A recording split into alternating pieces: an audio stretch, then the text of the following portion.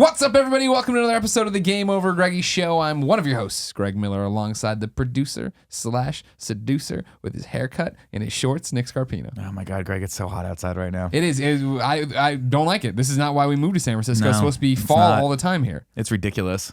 We're supposed to have built-in air conditioning in the way of it's always freezing. Yeah, and now I've been wearing shorts 3 consecutive days in a row. Nope. That is a record for me. That's no good. That just reminds me of my youthful days spent in Southern California.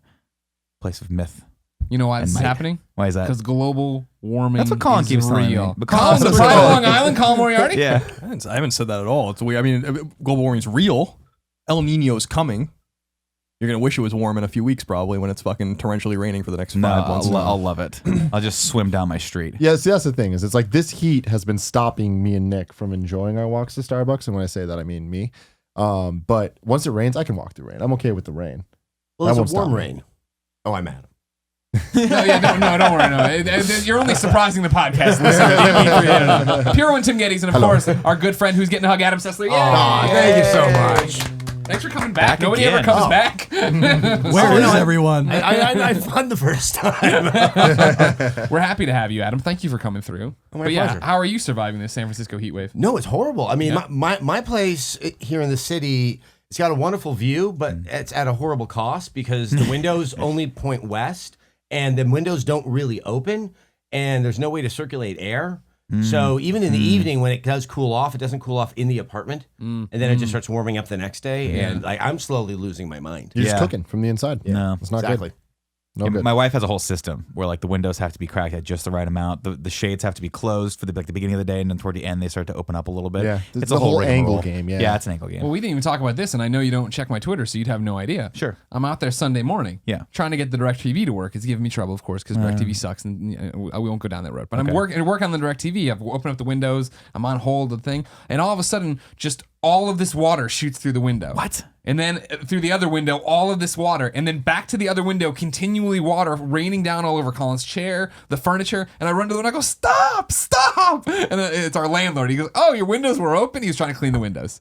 Wow. But instead, he just blasted right through the screens into the house. I was like, God, it's just like all these things are going wrong at once. There's something about this neighborhood right now that's just losing its shit. Yeah. Because between the water issues, I guess, and then the freaking Squirrel Man. Who just, Squirrel the Man's dude that crazy. decided to just put like Squirrel traps all over the... They're not traps. They're definitely not traps. They're the squirrel opposite of feeders. traps. You can make them into traps. He's trying to increase the squirrel population in this general vicinity, and it's terrifying. It's I don't know. weird. I don't know to what end he's doing it. that was the. I mean, if you have more squirrels, don't you just have more bubonic plague opportunities? Yeah, this doesn't sound That would good. be my guess. I don't trust any of this because it started just around his house, which is like This is the guy at the end of the block? Yeah. Okay. It's like I'm still uncomfortable with this, but whatever, do you? But then all of a sudden you start walking, you start noticing that there's these things. They look like that giant just- Rice Krispie treats. Yeah, it's like He's got it's squirrel starting to feel feet. like a horror movie. Like it's starting It to does feel feel like like some shit's going on. It feels here. like Blair Witch. Blair Witch Project. Yeah, Also, like, this ain't good. why do I feel like everyone in this neighborhood thinks I'm going to rob them?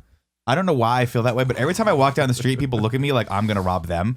And I'm like, I don't understand why I'm the shifty person. It's just a very distrusting neighborhood. There's a lot of weird shit going on. We lived here. in an older neighborhood. Yes. We skew up, and most people have families and kids. So when somebody with their punk haircut and chubby shorts come walking through, Look at my balls. smoking cigarettes, they expect trouble. Yeah, that's true, I guess. You do look like trouble. I do You look look like- like trouble when it's specifically when it's the three of us, when it's me, you, and Kevin just like walking down the street. But do I look like Taylor Swift trouble or No. like real trouble? You Look don't like real, like well, real. not real trouble either, but somewhere. Somewhere in the Maybe middle not of. lowercase t. Oh, Yeah. okay. Yeah, okay. Okay. And then there's the construction. Oh yeah, across the street, Yeah. then just hammering that goes on. Which for, they never make any progress. it's a drug front. That whole house has been shifty for a long time. When they moved in a year and a half ago, they've never put any furniture in the living room. I don't know what the hell they're doing over there. There are a and lot yeah, I of, look like, through the little- windows in the have living you room. seen What some of about these it? places that like they're like, I saw it on SFist, I think. This one guy was trying to rent a room. It was like a bachelor to 6 people, but they just had cots on each wall. I mean, I think that's what people are doing. They're just That buying a doesn't property surprise me. and just saying like. I think there's one other guy that was offering, I think for $750 a month, a tent on his Yes. deck. Yes, I heard about that. Like legit. I was like, you can live in my backyard. It's some San ridiculous Francisco's shit. fucked. It's capitalism. It's too much. It's Capitalism. too much. Capitalism, indeed. The, If you tent, didn't- the tent's worth what you'll pay for it, Greg. I'm sorry, what? The tent's worth what you'll pay for it. It's true. I wouldn't pay for it. I wouldn't pay anything. Tim. If you didn't know, this is the Game Over Greggy show each and every week. 4, sometimes 5 best friends gather on this table, each bringing a random topic of discussion for your amusement. If you like that, head over to patreon.com/kindafunny, where you can toss us a few bucks and get every episode early. You keep touching me, which normally I like. I'll be honest. Why do you like it today? Because everything is sticky and clammy right now. On me, on you, your hand feels like when Portillo has a cold and the nose rubs up against you. Yeah. Kind of tough, but kind of clammy at the same time. It exists in both those states. Clammy. A little clammy right now. Soft hands. All right. I accidentally for the past 3 days I've been trying to be better at putting on sunscreen. Oh yeah. So I've been putting on from this big tube that my wife had out on the sink. I've been putting on this sunscreen, and today she's like, "What's wrong with you? Why are you like I couldn't hold things like my phone." You're trying to turn knobs and they're just slipping out of your hand. And she's like, "What are you putting on?" I'm like, "Well, there's all that. There's so much that comes out of that tube." Right. She's like, "Which tube are you using?" I was like, "Well, that's that big one on the sink." She's like, "That's like shea butter." Oh yeah, that's Body the good lotion stuff. that I've been rubbing all over my head and my face for the awesome. past 3 days. And so if I'm remarkably glistening right now, it's actually because of that. You got a glow about you. That's a good way to amazing. be. That's a great way to be. Now my wife always gets this stuff, like the special stuff that costs way too much per tube, and when you put it on, it never actually goes into your skin. It just coats your hands. So, it's exactly what you're talking about, where you put it on.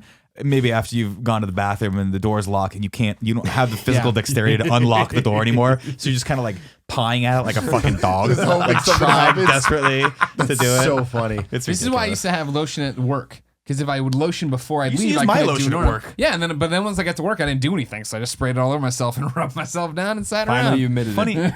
Funny story about that lotion. That was Anthony Gallegos' Lubriderm. Wow, that we made that last When for a long he time. left, he gifted it to me.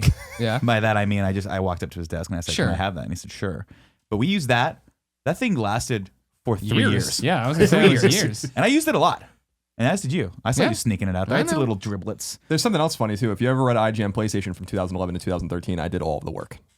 You were the guy who does all the work, or the one who makes the videos?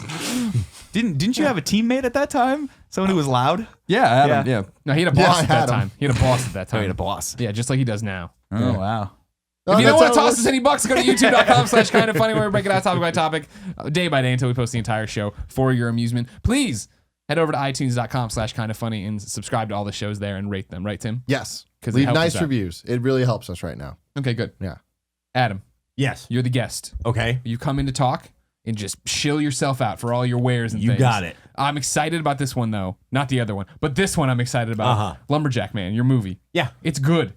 Good. I'm so glad you liked it. Hey. It's a fun, dumb B horror movie. Yep. I mean, and that's what they set out to do. Josh and Bill, they're kind of the producer, director on the movie. You guys might actually know them from the Twisted Pixel. If you look at their games over time, you start to see more and more live action seem to be showing up in that, and I think they were starting to get that bug. Anyway, yeah. So they wanted to do a horror movie, and it was a comedy, and they asked me to be in it, and I asked what happened to my character. When they gave me the answer I wanted to hear, I said, yes, I will do that. And it was so much fun to make. Yeah. But yeah, I have a lot of fun watching it. I mean, it's weird because I'm watching it, so I can't evaluate it. Sure. But it's great to hear that it is as silly as I think it is. It's definitely as silly as you think it is, and it's got some really good moments in it. And I'm sure we'll get into some of the other moments a little bit. Go ahead, But- get into one of your moments. Well, right no, now. I For wanna- me, it was like I didn't know what we were getting into. So I Right. say you get into your moment, then I immediately cut you off to Nick Scarpino. It's very That was a Nickism. Nick move. I need Yeah, like no, that. wow. No, tell me, fuck you. Here's my opinion. No, but I mean, like the first time the killer comes by and he's dragging the giant thing of flapjacks, I was like, well, this is fucking awesome. Yeah. I mean, the story is so completely ridiculous and outlandish that it lends itself very, very well to the overall movie. Not the least of which is it's extreme gore, extreme comedy, and extreme Nudity. I mean, Yeah. it's a teen horror movie. It's exactly what it needs I saw to the be. trailer and I got that sense about Right. it. Well, you was kind of funny, and this is because obviously I'm not going to bring it up now, but I'm working on another project that kind of is around horror movies, and so I've been watching a lot of the classics lately. They're not as gory as we remember. Some are, and they have a moment. There's definitely not as much nudity as we remember. That there's actually this movie is more an homage to the memories we think Yeah. we have Well, that's the of point. what we watched when we were young. Yeah, I think that's how you do the type of homage thing correctly, is when you really kind of feed into what we remember it being, not so much what Yeah, it that was. nostalgia. But even then, it's like the reason we remember that is because we were younger and we saw boobs and we're like, oh my god, Yeah. that's the boob movie. Like I remember the boob movie. That's when I saw the boobs. But No, that's all you everyone knew remember as from bad it. as it was. Friday the 13th Part 5, that had the most nudity, and so that was one that you still went ahead and rented. Yeah, of course, of course. Seminal. No, I mean to me, to be fair, I still have that same reaction when I see boobs. But Boobs. But that was the thing. This movie had. I was like 45 minutes in. I'm like, oh, there's some more boobs. Like I had been so excited, and then that became the norm. And I was like, there's just boobs all the time in it's this movie. seasoned with nudity a little bit. They just sprinkle it around a little bit to kind of go. It goes in between. Well, actually, it usually goes hand in hand with extraordinary gore, which actually is done very, very well. And that's something we were talking about. Like the overall, when I start looking at indie movies, that it's always fascinating to me to see sort of how they do what they do. And one of the things that stood out with this one is that it looks really good, and the effects are really good, and they're done almost too well in certain instances. Which because it's a horror comedy. Yeah. But in some instances, I was like, wow, that was really fucking graphic. But luckily, it was sandwiched in between nude scenes, so that really kind of it's totally also worked out well for me. I mean, obviously, what was very present in the minds of the guys making the movie, and I was thinking about it too, was stuff like from Trauma. And of course, Evil Dead. Those movies that seem to be the more extreme the gore, or more, not so much the gore, the novelty of the deaths. That actually kind of propelled the comedy in a lot of instances. Yeah. And I think that's what works in this one. Yeah, I mean, like, speaking of that, that's what all the great movies do. Like not Freddy versus Jason X.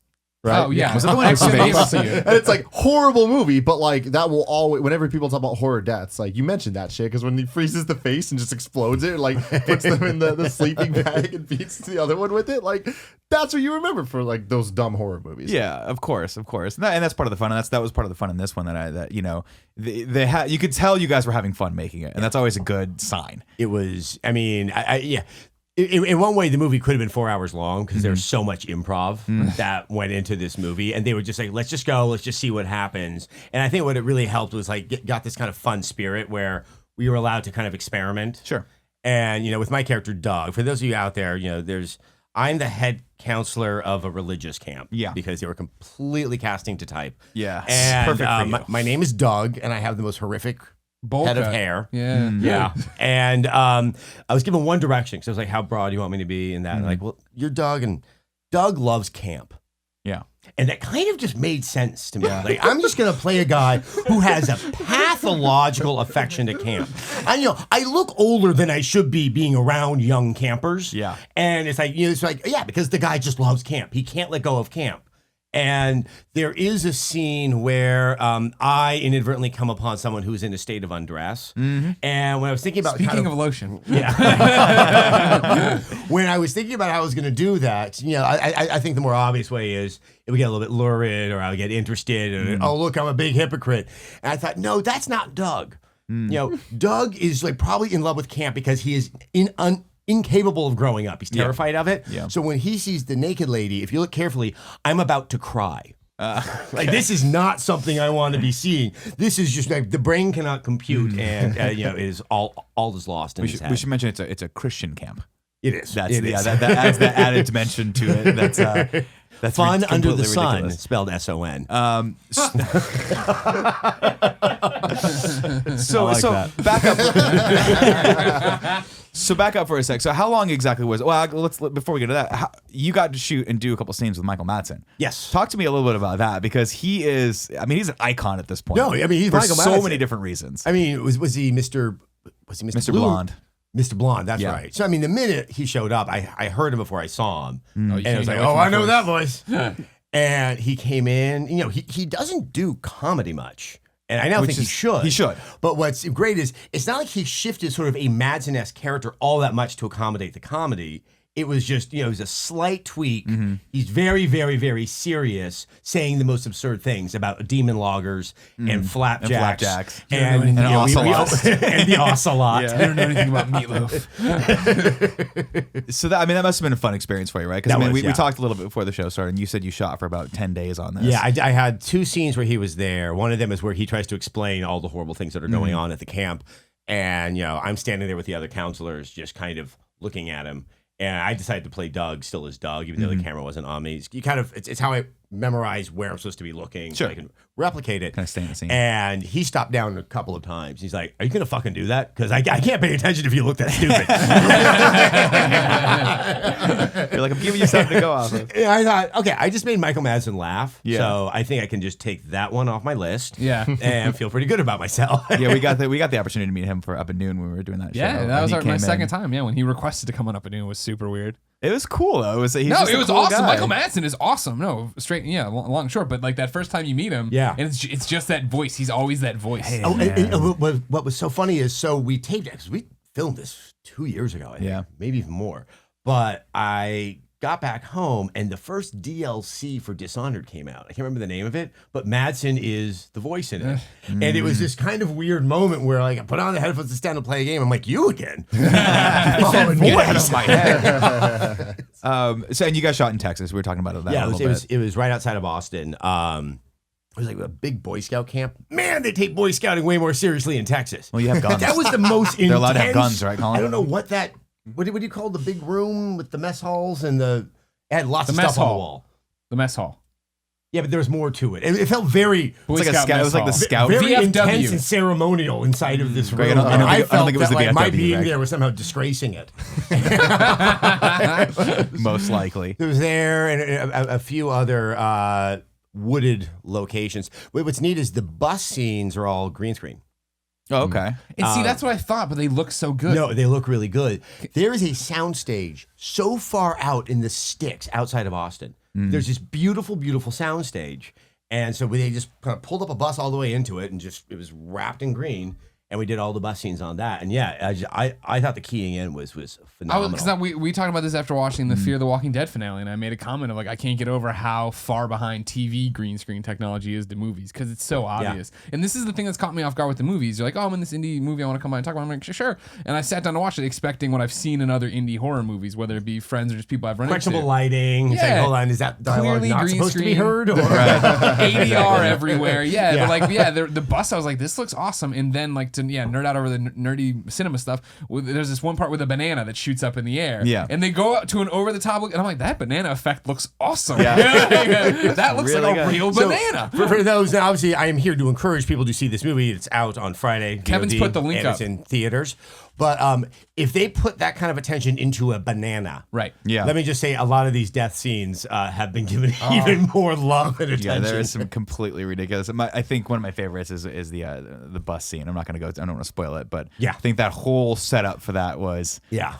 Well, the pretty- gentleman who that's plays how I the wanna bus go. driver is a very well-known Put it that way. comic that's in Austin, and He had a he is couple. very funny. He had a couple lines and he only has a few lines, which is a testament to how funny this guy is. That just fucking made me laugh out loud. Like specifically the interaction you guys Yeah. have together is. I'm like, We this shot. guy's funny. This so guy's funny. he plays a very, very angry bus driver. And Yeah. of course, I'm Doug, and I'm oblivious to all of this. So it was almost like a challenge. Mm-hmm. We did some improv where he's driving the bus and I'm talking to him and he hates me, but I don't know that. I still think that, he's my friend. Yeah.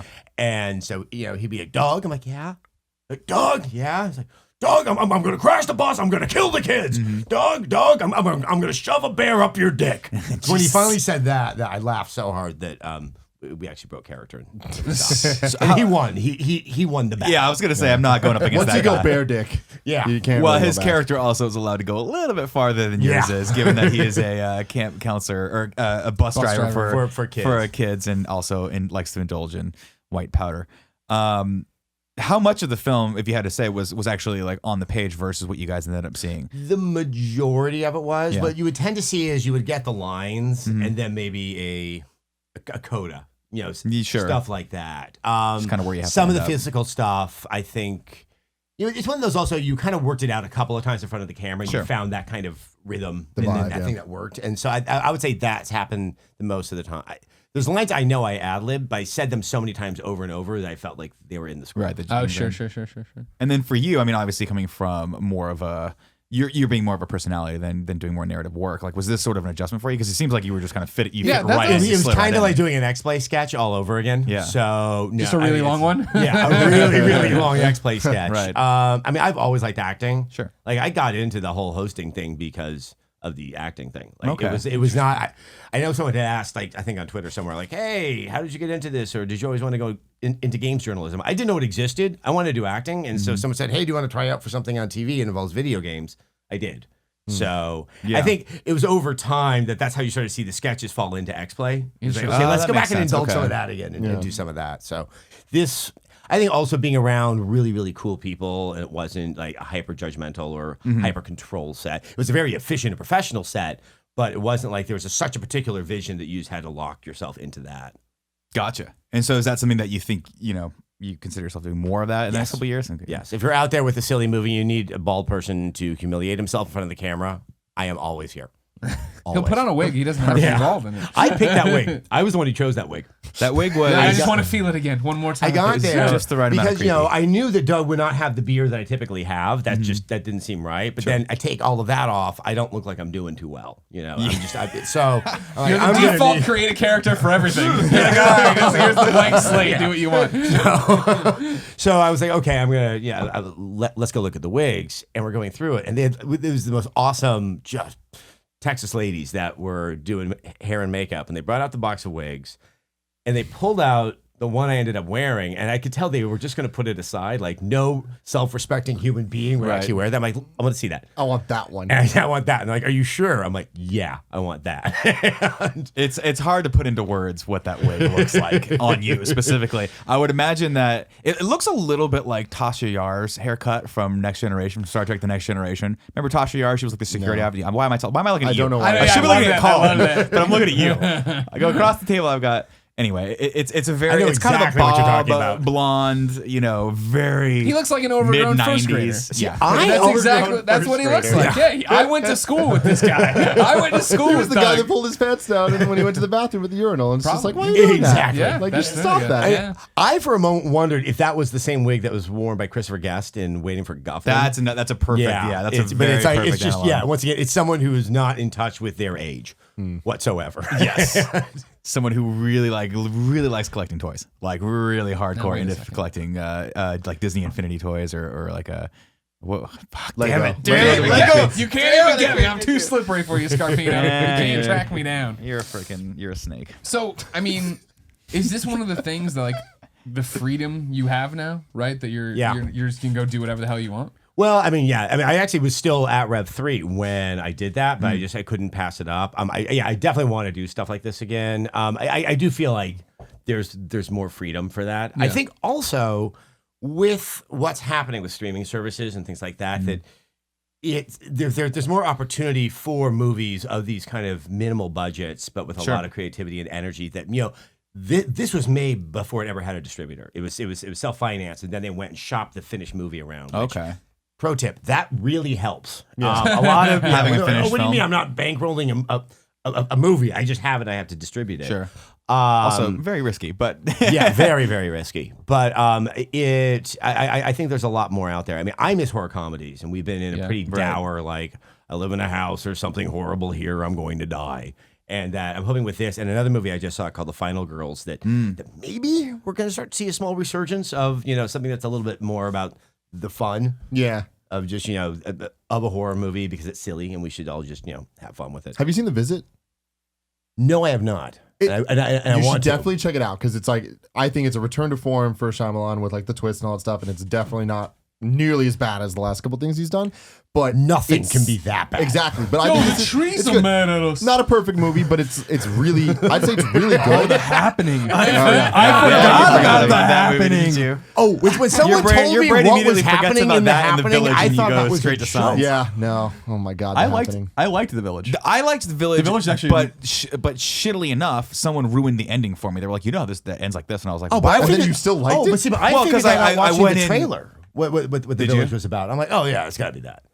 Really? See, I didn't know. I was like, this is just gonna be one of those weird supernatural like period pieces. And so as I think it was like the week before I was gonna watch it. I didn't have any plans to watch it. It just kind of one of those things that popped up on HBO. I was just randomly, casually having a conversation with my friend. He's like, oh yeah, it's like this. I'm like, you could not have spoiled that more succinctly for me. Like it was so fast that my brain didn't even have time to figure it fucking out. I love The Village, and I mean, I have a great affinity for Signs in the Village. I think those are great movies. But Signs I are forgot about The Happening. I saw that in the theater. I totally forgot about that no, movie. The I Happening is- remember walking out. It was summer 2008, I think. I remember walking out and being like, What the fuck was Yeah, that? it's honestly it's one of my least favorite movies of all time. What was that? And Mark Wahlberg's in it, isn't he? Yeah. Oh, yeah, that's right. Like all great films. Mark Wahlberg is in it. Don't you want to think that like they didn't know what the ending was when they started filming, and they're like, I don't know, we got to do it now. What is Yeah. it? My God. Trees. God. All right, Yeah, let's go was with that the trees. planet was turning on the people, right? That was Yeah, that was it's the a one with cool the planet was idea, basically, but like, poisoning the it's a really nice idea actually, but it's super hokey And it didn't in its go delivery. anywhere. Yeah, it was. Ever. Anyway, The Visit is awesome, and it's like actually like it's really reminiscent of the older ones. But what I loved the most about it was the comedy aspects. Like it's so funny that like some people would say it's a comedy. I definitely don't think it's a comedy. But like Do you mean in the way that it knows that you as the viewer know that there's a Hansel and Gretel quality to this? it's really interesting because it's funny in the sense that it's old people doing weird shit. So that's what old people do. it's already funny, you know, just like seeing like, weird. When you see an old lady, a lot of people deal with fear, like when they're watching scary movies, they'll like make a joke out of it and kind of laugh with their friends to kind of like, you know, not be scared about it, but just be like, oh, this is so stupid. Like, oh, look how she moves. It's so funny looking. Like, but then they kind of understand that and they use that to their advantage where it's like the way everyone moves is funny, but then something scary will happen because everyone's kind of making a joke out of it. Right. It's really interesting. You should definitely check it out because I was pleasantly surprised. No, I've really wanted to see it, but Yeah, see, that's my thing is I don't naturally gravitate toward those, and so like I've never been a huge horror fan. Period. I mean, there's obviously classics in the genre, but there's been a couple that have come out in the last year. The Visit being one of them, and another one was called It Follows. That was supposed to be It great. Follows is incredible. And It's- I just everyone's like, hey, we're going to see it. I'm like, the- I'm more sci-fi. the more one thing I would comedy, say about more It all that stuff. Follows and also the Babadook, which I really like. Oh, I didn't see that either. But those function as good movies. And I'm not saying that horror movies are somehow fundamentally bad, but I know people who weren't scared by one or both of them, but really, really enjoyed watching them anyway because there was something very, very interesting going on. I love horror movies. Like always have, always will. Zombie movies. that's in why I like particular you. And stuff. Another Sessler. But the problem Stop is touching nowadays, Sessler. I'll do what I want. Stop touching him. I'm making sure he's never He's a coming back. natural. He's a natural treasure for. And I'm covered in shea butter. He is. Where it pops out of you like a stick of butter. Catch him before he hits the ground. No, but I feel like we've struggled so much as horror fans lately, just because either they're not funny or they're so overproduced with CG that they're so unbelievable. Or they're overproduced. And, it's funny. It's interesting how, with that beautiful cinematography, how Lumberjack Man works. I think because something as silly and kind of crude as what it is, it's kind of funny to see how well it's shot. Yeah. But what I've seen, especially like with remakes of some of the more classic movies, they did that remake of Last House on the Left. And this is not a recommendation to anyone to go see the original Last House on the Left. If you watch it, just learn about it first because that thing will give you nightmares. But I was curious to see how you remake something as notorious as that. And it doesn't work, and I think it almost becomes even more unpleasant and lurid because it's shot well, it's lit well, and what you're watching is something that's fundamentally It's too good for what and it is. Those older 70s movies, the crudeness gave it this weird Give it that immediacy texture, and strangeness that when it's glossy, you feel that there's responsible adults spending time and money to portray something like this, and it actually feels kind of unseemly, and it's not scary. So Yeah. it has, Did you like, watch- both things are Was that happening the at Ryan same Reynolds time. one? Was Ryan Reynolds in the remake of that? I can't remember who was in the remake of that. I gotta He was look in. that up. He was Amityville Horror remake. Oh, that might be the one I'm thinking of. Then they also did like a remake of Sam Peckinpah's Straw Dogs, which is why? Yeah. The Halloween that original movie reboot or whatever crazy. that Rob Zombie Oh, the did, Rob Zombie one. like those, I don't understand. That's a perfect example of the polish being just totally off. Where those movies are just overproduced, and specifically the second one, it like the first 15 minutes of it, I'm like, oh shit, this is fucking awesome because it's essentially just It was Halloween 2. a recreation of Halloween 2. Yeah, and it's like, in the man, this hospital. is so great, so tense, so perfect. And then the rest of the movie, it's like just a overproduced Rob Zombie I music couldn't video. see the rest of the movie. Like it was so dark. I'm like, is this some? I mean, I thought I had one of those panic attacks. I thought I was going blind. Like I was just macular degeneration was happening right there, and I was wasting it on a Rob Zombie movie. Oh no! These are my parting with thoughts. I will say- Parting I will I say- always knew it would end like this. To the point of production and sterility and sets and like beautiful lighting and stuff, I do think one horror movie that benefited from that was The Shining. But like, Oh, yeah. because that movie was creepy because it looked the way it looked, which was perfect Right. Yeah. and bright and colorful and all that weird shit, which I like. So I just wanted to symmetrical. throw that out there. That I generally agree, but there are examples to the contrary as well. Like, No, I don't think good production hurts the movie, but for all of these reboots of classic 80s and 70s movies, you add the good production on them, and it's just like I think you just took. Well, also, Poltergeist. like, Poltergeist is Yeah. the. I Did you think see the best- new Poltergeist? I was forced to see it for my friend's birthday, who loves any horror Damn movies, it, like Kieran. whatever. No, that's Kern. this guy James. Fuck you, James. Bro. Just call him Akira. So we watched this movie, and my God, it's definitely now. The Happening was, I think, the worst movie I ever saw. It's now Poltergeist, the remake. It took away any of the soul, any of the anything that other movie had. Well, and you watch it, you're just like, this is just garbage. Yeah, I mean that's the issue, right? Is these people that remake them for the namesake only, generally, right? They have these brands that people are aware of. There's a brand called Poltergeist that was big, and there's a nostalgia factor for all of us that are over the age of a certain point. Oh, yeah. That movie's awesome. The original's The original awesome. Poltergeist is a starring masterpiece. Coach. It's beautiful. Now, Craig T. Nelson, what up? Now, yeah, I mean, it goes back to the point of like, where are the new ideas? I would, I've said before many times, my favorite horror property is the Children of the Corn, and like, I like thinking about it the way it is and not the way it could be now. It's the same thing with Amityville Horror was like not necessary to No.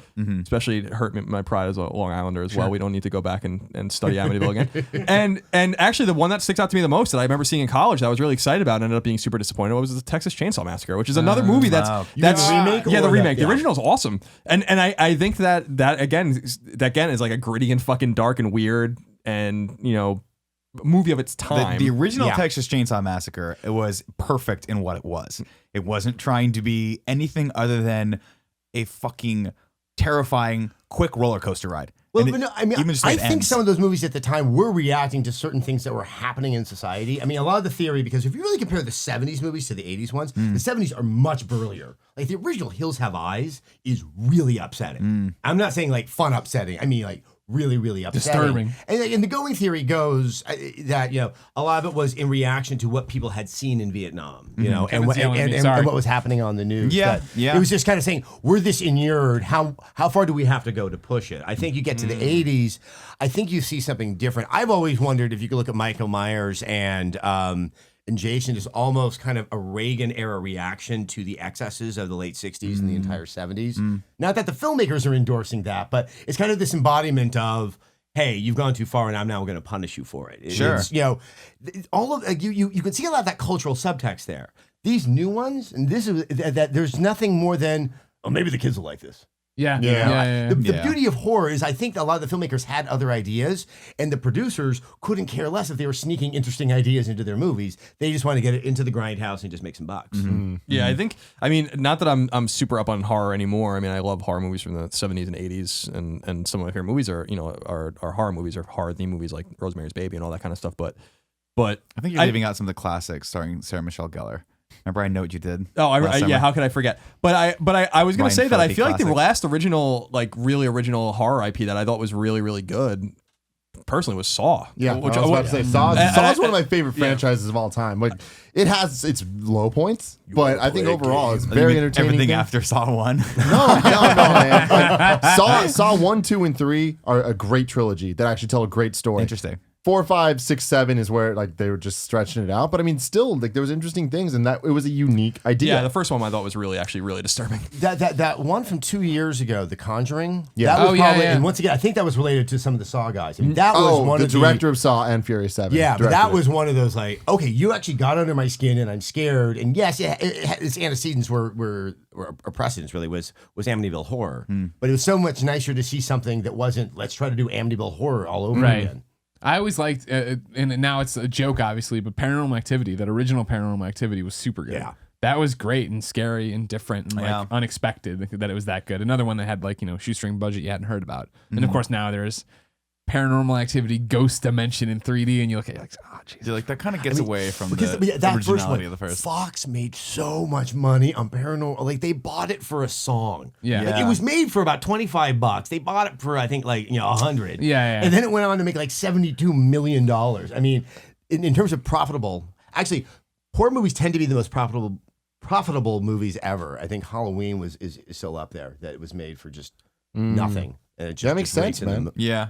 Well, you also, I mean, there's that hard set rule for a lot of starting filmmakers to like do a horror film first because it's more likely to get picked up, especially in the foreign markets, because it doesn't rely heavily on storytelling, dialogue, or really language at all. It's a very visual medium. So a lot of people, a lot of my friends that graduated were like, I'm gonna make a horror movie because I can, you can sell it in the foreign market and make a little money and kind of fund the next one. And they're also required every year.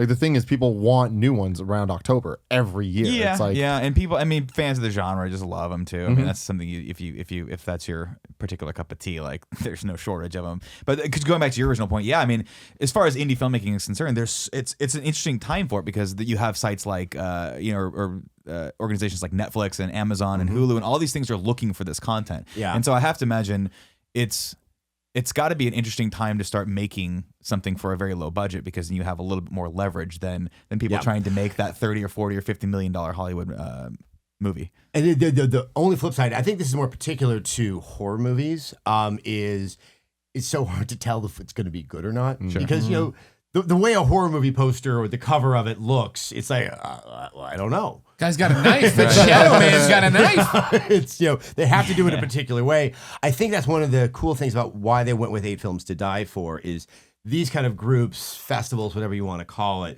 that does some degree of curation. Yeah. Like someone has at least watched this ahead of you and said, yes, we are going to anoint this and put it in with our other collections for this year. So I was really happy when that happened to be what their distributor was for VOD and for the theatrical, which is limited theatricals. I think it's, you know, Chicago, Boston, a few other cities. It says San Francisco. Then you look at it, it's a theater in Modesto. Man, that is a stretch. Yeah. Bay Area. The extended Bay Area. The extended Bay Area, for sure. But you need to wait. Lumberjack Man is out right now. Kevin's put up the link, maybe just to the website. I'm sure there's an Amazon VOD link in the description, Kev. I'm telling him how this happens. It's kind of like it's kind of like Bill and Ted's Excellent Adventure in here, where you say stuff and you look at him and you know he'll go back there and he'll go back and put the keys right here. Just keep finding keys everywhere. Damn it, Kevin, I don't mean literally, Bill and Stop Ted. putting the keys behind the Portillo picture. Yeah, I mean, it should be. I know it's definitely Amazon, but I imagine just turn on your PS4 or your Xbox and you should be able to find it. I mean, it's Xbox, fine. we're not trying to hide the movie from anyone. And you know, watch it. Good call. Let me know because it's a lot of fun. I agree. Nick agrees. I do. All right, good. Tim, yes. what's your topic? So I'm going to go a little bit more serious than I normally do because usually I have really, really stupid topics. But today, I want to talk about something that it's a little darker. Yesterday was the 3rd anniversary of my dad's death. And I didn't realize that until my mom called me. We're just catching up, talking about stuff. And then, like, she brought it up. She was talking about how, like, my little cousin got married and all this other stuff, like all this good stuff. And then she like ended it with like, oh yeah, it was, you know, it's been 3 years. And I was like, holy shit. And I, you know, talked to her for a bit, then hung up the phone. And I was just like, man, like, I can't believe that it's been 3 years. And it really kind of made me start thinking about challenges that we've had in our lives and like how we overcome them or whatever. And it then made me, I went down this really deep rabbit hole of just like, all right, what have been the biggest hurdles I've had to kind of jump over in my life? And I look back and a lot of them are death-based and losing stuff. Then there's, you know, the breakups and the heartbreaks like that. But it's like, it's just interesting to me that like, I don't think I've ever had to overcome a challenge that I was in control of, that like I felt like I couldn't do anything about, you know? And I was just wondering if you guys had anything that you feel like there was this challenge put in front of you that you could overcome the actual issue. Because, you know, my dad dying or like a long time ago, when Kevin's dad died, like those are two things that are seminal moments in my life where I was like, holy shit, the challenge here isn't fixing that problem, but it's more dealing with the realities that life now is. Like with those two things, like it's the challenge is talking to my mom on the phone and having her bring it up and hearing her tear up and stuff. Or the challenge was like the first time I saw Kevin after that happened, and I remember having to be there for him and being like, dude, like we got each other. Like, and that is the ongoing challenge of it, you know? And then breakups obviously are things that don't get fixed necessarily, but it's more stuff that you just kind of need to talk to people and deal with. So I don't know. That's kind of like the launch pad of the Your whole biggest thing. challenge. Yeah. Okay. Do you cite your father's death as yours? No. I definitely think Kevin's father's death is a bit more of the hurdle that in terms of my growth and my everything. And I think that's just because of how close we are. And like, I don't know. Just sort of feeling like someone else is hurting in your life and you can't really do anything about it. Yeah. It's that feeling of like helplessness. And it's hard because that's life, right? The challenges that you can easily overcome, the challenges that you're sort of faced with, you're like, I just thought for 5 seconds and I have the answer to this. those aren't the hard ones. The hard ones are the ones that kind of take a piece of you and never give it back. And those are the ones that you just kind of have to get through, not over, you know? I don't know that, I don't know that I've dealt with that, to be fairly honest. I deal with smaller challenges. Namely, I think the biggest one I have right now is that I'm losing my connection with my family, which is hard for me. Like I have my wife who I live with, but my brother is one of my best friends, and I have a great relationship with my parents. And I think my mom texted me the other day and she's like, "We're fine." And I'm like, "Oh fuck, I haven't talked to you guys in like a month and a half. Like we're just not in each other's collective conscious anymore. We're not a unit anymore." And that's difficult because as I look at my life, I'm like, nothing's going to change. This rift that's between us, and it's not a bad rift. I'm not saying it's like my mom's like, fuck him, he's the worst kid on the planet. We still have a great relationship. But this little wedge that's between us is never going to go away unless I do something to deal with that. And so I'm trying to go down there more and trying to talk to them a little bit more. But it's hard feeling like you're a part of people's lives when you're not physically in front of them at least every other week, or FaceTime just doesn't count, right? That because you generally tend to sort of show the best part of you when you're talking to people, when you're just catching up. You have an hour, and it's like, I'm not there when my parents need me, right? I'm not there when my mom has a bad day, and I used to be like the person she would confide in. I'm just not there for that, and I hear it in her voice where I'm like, there's something missing now. We don't have that level of intimacy that we should have with each other. And so, it's something that I just like, circumstance prevailing, like my business is here, my life is here, my wife is here, her business is here. You guys are all here. Like, I'd love it if I could snap my fingers and we could all just exist together somewhere else. All of our families and all of our close friends could just be someplace that, God willing, was way cheaper for real estate, which would be lovely. Not this hot. Well, I could deal with heat. You guys all hate the heat, but I just throw on the short shorts, right? I'm pretty sure I flashed my testicles to the camera 3 or 4 times already. Kevin, can you confirm that? Kevin said yes. Are you contending that the short shorts are actually that much cooler than slightly longer shorts? Yes, I am. That's what I'm arguing. I want this tested. I'm telling you, I'll buy you a pair of these shorts that I'm now wearing called Chubbies, aptly named. They're a little too short. They make you uncomfortable the first time you walk out of the store because people think you're wearing boxer shorts. No. But it's the design of them, Nick. Get up and show them. Get up and show the camera. It's the size and the design that makes them look like boxers. They do look like boxers. They also look like a blanket you put out at a picnic. Like this. Yeah, they're short. Yeah. Those are some short shorts. The short is kind of like you. Yeah, I'm all for it. It's like you're pretending you're going to the Hamptons, but you don't fully understand the concept. It's almost it's like a pornographic rendition of the Hamptons. That's what I'm trying to get at. I want you'll appreciate this, Adam, because you're a man of the 80s, just like me. I feel, or at least I try to pretend like I feel like one Magnum PI when I wear these shorts. Because if you remember correctly, Tom Selleck shorts looked like his ass was trying to eat them the entire time. They were being sucked up into that little tight thing. Go look at basketball. I look at some of the photos of when I was a kid, and I'm like, you let me out of the house like that? That's pornographic. Where strange people could stare at me and just Those beautiful silky thighs. I'm oblivious, but I'm like, the kid's vulnerable there. That is wow. Yeah. I mean, wow. Yeah, we didn't have camera phones, but I mean, still, that's wow. Yeah. Ooh. That's winding up on the internet. Yeah, I mean, I don't really know how we got on the topic of my short shorts, but I do. You're talking about distance between you and your mom. Yeah, mom would appreciate it. But I will argue that the shorter the shorts, the more wind flow you get into that pipeline, if that makes sense. That makes sense. And you can cool off down a little better. Place. Well, they say cool balls, cool heads. That's the old saying. Who says Or maybe it's cooler heads. Cooler heads prevail. Prevail. Cool balls, cool heads. Close enough. I don't know. My balls are cool, so I think I can make a decision. Must be good. Yeah. I don't know, Greg. I mean, you've dealt with strife. You've dealt with a All lot of sorts shit of stuff in your life. This one time, my Wolverine X-Men Origins save, just gone. I was so close to platinum, that drove me crazy. I remember. You're making a joke about it. You're making a line about it, but you've dealt with some shit.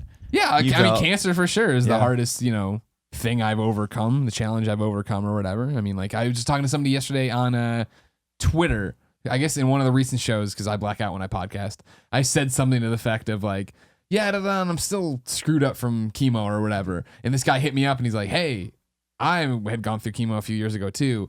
And is what you're saying in this episode of the Game Over Greggy show that you're way too emotional and fly off the handle real easy? And I'm like, yes, that's exactly what I'm saying. You'd never feel like yourself again. You are a fucking tiny little fuse that'll fucking And who's the explode target for no of all reason. that? You get a lot of it. Kevin gets a lot of it. Steimer gets a lot of it. You know what I mean? I get a like little that. bit You of guys it. all, you and Steimer share it, but because you're the closest people to me in my life. And then to the credit, when you say I'm overstepping, I usually snap back at you, but then I settle down and I know you're correct and I dial it back. Well, I'm never wrong.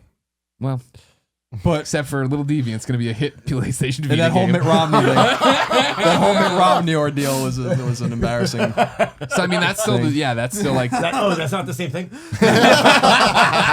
What about your divorce?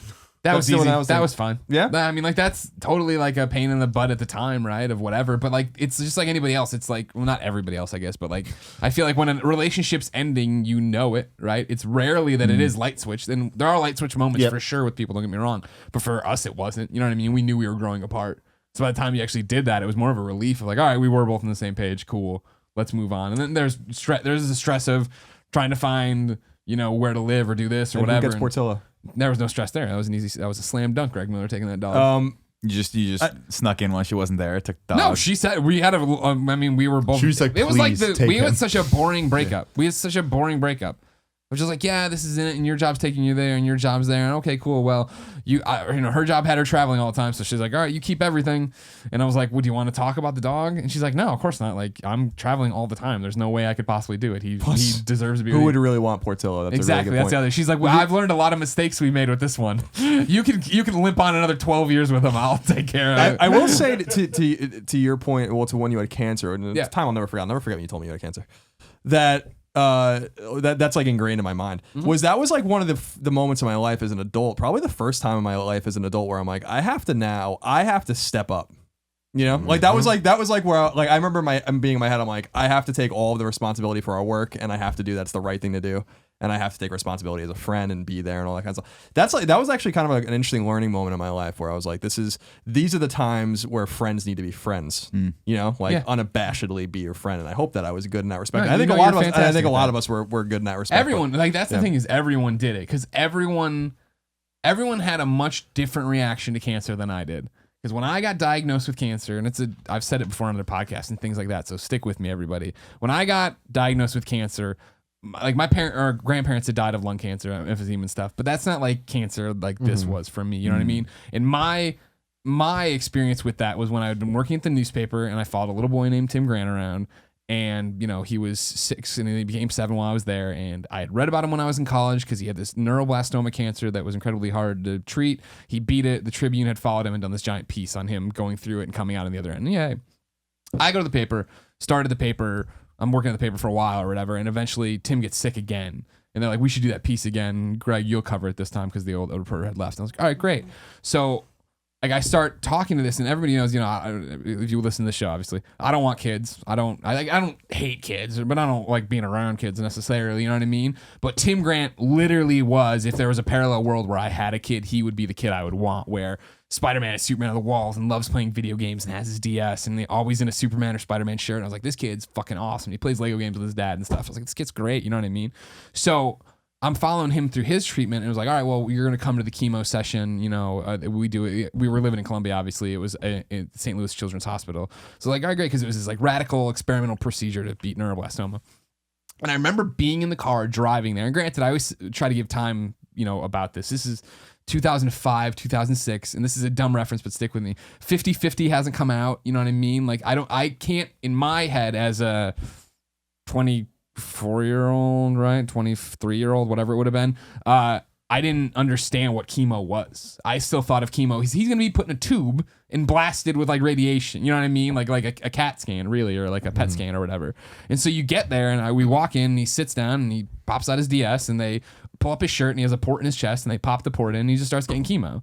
And like for 5 hours, I sat there, you know, talking to him, talking to his mom, talking to nurses, doing all this research, talking to everybody, getting quotes or whatever. And he just sat there, played video games, played with his trucks, played with his cars. And only at one point, like in 3 hours in, was he like, oh, I don't feel good, Mom. She's like, oh, did you tell me? He's like, yeah, I'm going to lay down. Okay. He laid down and took a nap. And I was like, I'm like, not at the time, obviously, but I'm like, oh, okay, that's cool. That's what chemo is. Great. No big deal. And so you jump to me getting sick. And I was super flippant about it. You know what I mean? Like Christine always gives me shit because like when the diagnosis, I remember giving you updates because we were at the desk like waiting for a call or whatever. And when I finally got the call and finally had confirmed cancer, I hung up and I IM'd Christine. I'm like, yeah, okay, so I do have cancer. That's what's gonna happen. She's like, oh my god, okay, like we've been preparing for this. So you're going home? I'm like, no, I'm gonna work. What are you talking? She's like, you're the only person I know who gets told they have cancer and keeps working. You know what I mean? And so then like when I started telling people, I remember like it's this weird thing of I remember trying to relish the moment because I really feel like in your life, in anyone's life, there's very few times you get to deliver fucking crazy news. Like even if you're engaged or pregnant, or there's usually so much leading up to it that like, you know what I mean? Like if Kevin and Paula we're engaged tomorrow, I'd be like, oh, that makes sense. You know what I mean? Even if they were like, oh, we're having a baby, I'm like, oh, that makes sense. You guys have been together and you're great together. You know what I mean? But like something completely out of the blue changed the course of everything for a little bit. You know what I mean? And so like that was like, I remember like not liking it obviously, but like calling all of my friends, everybody I called that night when I was waiting for a pizza to get delivered to tell I had cancer. Everyone, the story always led in with like, so I have something crazy to tell you. What do you think it is? And then I'd make them guess around. And like after a couple, I'd be like, sick oh, no, shit is that? I have cancer. I have cancer. You know what I mean? Like, someone's pregnant. No, you got a new job. Yeah, no, guess again. yeah, exactly. And it was like, you know, but it's Christ, like, you know, like when I call my dad, like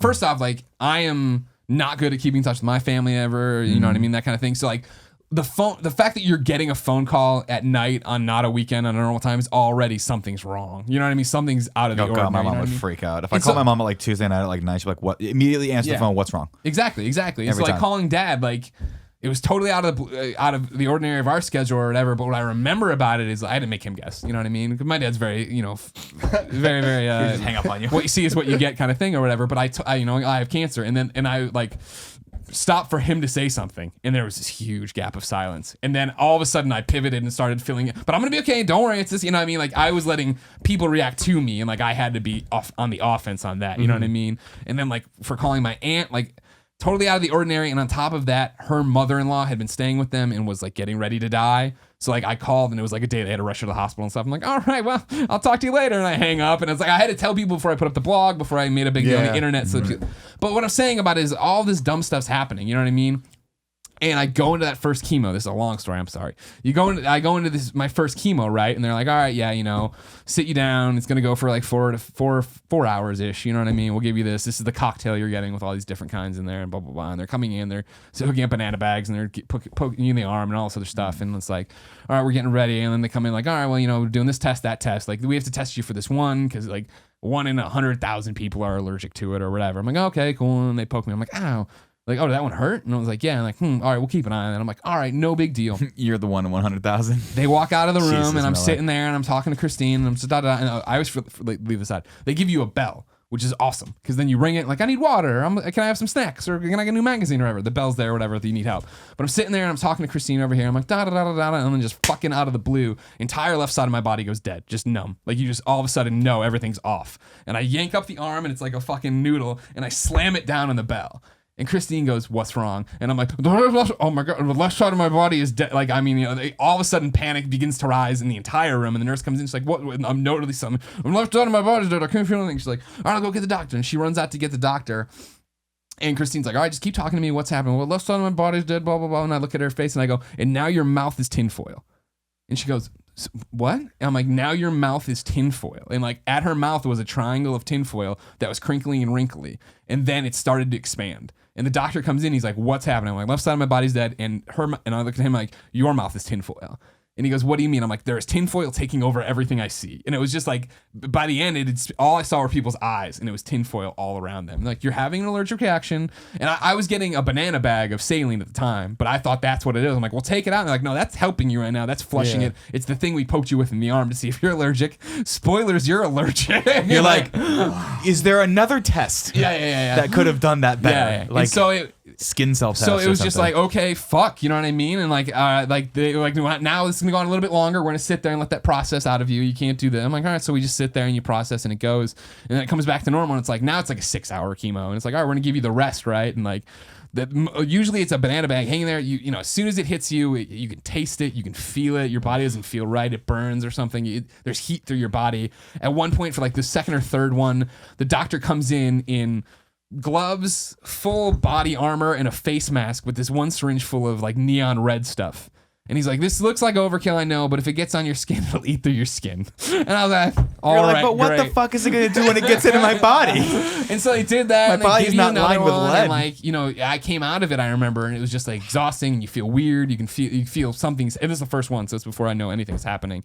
And it was just like, okay, fine. And like, Christine drove me home and it was kind of quiet. And then she dropped me. She's like, I'm going to go to the store now and get food for us. I'm like, all right, great. I'm going to go obviously take a nap. And I came upstairs. I was tear up at this point. I'm sorry. I came upstairs and I walked in the room and I walked to the closets between the door and I started crying. Not because of me, but because of how badly I'd underestimated this. And the fact that you jump back 5-6 years and Tim was there doing this is all he knew. You know what I mean? He passed away. He didn't make it. He had 7 years of just this. And like, you know, best case scenario, I was going to be at the time, it turned out to be 6 months. 9 is what they were telling me I would have to do it. But just of the fact of like how exhausted and beat I was, let alone to be a child having to go through this. And that's what like why I try to do Extra Life every year. Kindoffunny.com/extra life. And all these different things, you know what I mean? Of all these different things And of he's like back. what it was, you know what I mean? And like He was down for a minute, but that he's was the back thing. now. And like you know, it's not that people knew that's what it was going to be, but I thought I had the inside track because I remember being, and it sounds fucked up, kind of excited that I would get an afternoon where I didn't have to work and I could play PlayStation Vita and just be like, you can't do anything but sit there. And I was like, I'm gonna sit there and get trophies and it's gonna be awesome. You know what I mean? And every chemo sucked, and every chemo was different, and every chemo left you feeling fucked up this way or that way or whatever. And then if you ever have to get chemo, get the port in your chest or wherever they tell you to put the port, because they don't tell you your veins might shrink, and then they'll dig around with syringes in your arms trying to get to the vein. And it's just like, and then the first time you get the port, it might make you sick, because that was the only time I ever got sick. Is the first time they ever gave me through the port in my chest, and then they pulled it out and I stood up and I'm like, I'm going to the bathroom, and just laid in their bathroom for like 45 minutes before asking, can I have a garbage bag for the car ride home? You know what I mean? And like, my God. that's the thing of like, I always, you know, I'm a nerd and I talk about comics all the time. And for me, the divorce but really cancer are like the retcon moments of my life, where we tried something out in these books and it didn't work and we blinked it out of existence, kind of thing. You know what I mean? Because now it's like, I know that I'm not right. You know what I mean? A topic I'll probably do next week on the GameOverGreggy show is related to me not being right emotionally. You know what I mean? But I get pissed off for a thing and I kind of forget about it. And then I don't want to ever just blame that it's the hangover from cancer. It's how my body is now wired chemically. Clearly it's true. I was never like this before. But it's those little things of, I get out of the shower or something, I'll look and I'll see the scar on my chest from the port, or like, this is a permanent bruise from where they gave me. That's where they gave me the prick 3 years ago. What the to test fuck me. was that thing they gave you? Bleomycin. Which is Wow, great that because sounds terrible. now every time you go anywhere and they're like, any allergies? I'm like, bleomycin. And they'll be like, the dentist is like, what's bleomycin? I'm like, it's a chemotherapy drug. He's like, well, probably won't give it to you. I'm like, great. You know what I mean? But He like, just puts the red syringe away. It's like, I guess we're not gonna do that today. the best was the red syringe one, right? Well, I eventually started wearing the. That's like some shit from fucking Justice League. The where it's best- like, we've got the red kryptonite. I got to tell you about the best. It's not because it's like so overblown or whatever, but I eventually you learn to start. For me, I wear button down shirts so I could get the port easily. And so I'm sitting there, button down shirt. This is chemo 7 or whatever, I don't know what it is, and he's giving it to me and going, and it pops out the back end and gets all over him, all over my chest, and he does that thing where he like looks me in the eye and I'm like this, and he's like, it's not that bad, don't worry, and then he goes and like washes me down. I'm like, what are you talking about? It's not that bad. You can't on step 1 tell me to eat my skin. You can't, and then yeah. 7 times later when it gets on my skin, you're like, it's gonna be all right. You can't walk in looking like the fucking bomb squad. All of a sudden, it was like Cronenberg's Dead Ringers in my head. Yeah, I just this creepy red robes. Yeah, that's fucking weird. I mean, that whole situation just sounds terrible. It just sounds fucking terrible. Yeah, I mean, it was, it's I don't know. That's the whole thing, though, is it feels like a lifetime ago. It feels so different. Yeah. It's only 3 years ago. It is my biggest fear, you know what I mean, that it comes Yeah. back. Because now that I know, that's the problem. Right. Now that I know. I mean, I remember Christine always tells the story, I think, like 2 months in, probably, maybe 2.5, where I was getting something and something else had gone wrong. You know what I mean? Something else was wrong. And I looked at her and started crying, and I just go, this isn't fun anymore. And she goes, when was this ever fun? And I had explained to her how in my head I had built this up that it wasn't going to be that bad based on this one brave little boy I knew. And now I'm like, this sucks. And I don't want to do this. You know what I mean? So yeah, I still can't open at IGN we had the screen wipes. You know what I mean? Like I can't open those without gagging because the smell of them is the saline taste. And when they would give you that initial banana bag, that would go in, and I would start gagging then. So I had to start eating Jolly Ranchers when I had the, you know what I mean? Like there's all these little weird tics about it. It's weird how like as you get older and you go through these emotional moments or like these weird traumatic experiences, how that sort of sets you on a slightly different path. Like I used to never give a shit about needles. Right, I would get blood drawn. I'd be like, whatever. It was never a thing. I could literally do this thing and watch the blood flow into that fucking. God, no. I used to be a badass about man. it. Then I had one instance where I went in dehydrated and passed out, and now even the thought of getting my blood drawn like gives me that sort of fuzzy feeling. Yeah. Where I'm like, Jesus, am I becoming more of a wuss as I get older, or am I just more aware of the fucked up things that are out there that can possibly happen to me? I think it's the latter. You think so? I mean, it's because I know I have memories of how fearless I felt. Yeah. And, you know, all those stupid things. And now I think it's certain things. I think for me, it was getting married and my wife getting very, very sick and thinking, oh my God, I'm only, you know, a year and a half into marriage. I might lose my wife. And you just start, like, there's usually those moments it's like, oh, wait. Things are way more fragile, and the loss of things that mean something to you. Like I mean, like the only thing that would go through my head is like I can't. You know, if she were to pass away, I can't walk away from this. I will be eternally changed. Yeah. And I think that's where actually I take that. It was around the time that I was going out with her, and I knew I was completely madly in love with her, and I got scared about flying on planes. You just got scared. I used to be a nihilist, where I'm like, if it goes down, who's gonna miss me? You know, or I was just, you know, I'm not a religious person. Sure. I'm like, it's done. Right. They're not. And then suddenly I'm like, hold on, there's something I want to get home to. There's a person I want to see. You know, there's a sensation of being with someone else. And all of a sudden I felt myself becoming far more cautious and not wanting to take those chances. And I wouldn't say being fearful, but being far more aware that mistakes can happen, and some of those mistakes can carry some pretty severe consequences. Yeah, and I feel like, I mean, that's a good point too. I think a lot of my awareness stems from the fact that I have been married now for a while. I do have someone that wants me to come home, and I do have someone that I care about. Like my wife just had an arm surgery. It was a very small surgery. Nothing like that. She had a small some nerve damage. The arm is still there. But the arm is still there, which is great. But you know, there's that realization that you're sitting in a hospital with the person that you love most in the world, and there's a doctor who is, by the way, way too fucking good looking to be a doctor. And that was one of the only things My that wife just had one of I was those. like, I'm having this beautiful tender moment with my wife where I'm like, you're gonna be okay. You know, they're putting you under anesthesia, but you're and gonna. then Ted walks in. And then Dr. fucking McDreamy walks in with his perfect beard. Well, I'm like, I got a good beard, but this guy's beard is like perfect, right? And he's like a little too tall and a little too skinny and probably makes a little too much money. And my wife does this thing every time she sees someone that she's clearly attracted to, because you've met my wife, right? Oh, yeah. She just does not have it in her to lie. She won't do it. And she sees this guy, she goes, oh, hi. And he's like, hi, I'm doctor, whatever. I'll be putting you under today. And I'm like, you'll be doing fucking nothing to my wife, my friend. Get me the ugliest doctor in this to place. my wife. And I was like, this guy's got to go. But he's I mean, he put her at ease, obviously, and he was good at what he did because she came out of it. But there's that realization that when they're wheeling her down the hall, then I'm like, if this guy fucks up, well, first of all, he's dead, because I'll take his lengthy ass up the building and fucking throw him right off if he fucks my wife. It would just be one of those of him with his hand on your forehead and you swinging. It's like, excuse me, sir. Security will be here soon. He's ready some anesthetic over here and Right into my eyeball. No, but I mean, there's that realization that you're like, I'm watching my wife, and I can't do anything about this. Yeah, There's yeah. nothing in my power that I can do that will help the situation. I just have to trust that these people are professional and will take care of her. And she came out, and it's a really weird feeling of relief, but it's also a feeling of like, fuck, this was something that didn't really matter. What happens if there was something that mattered? What happened if she had needed heart valve surgery or something very, very severe that this was like they were like, yeah, there's 100% success for this. Like it may not take, right. but she's coming out of it, right?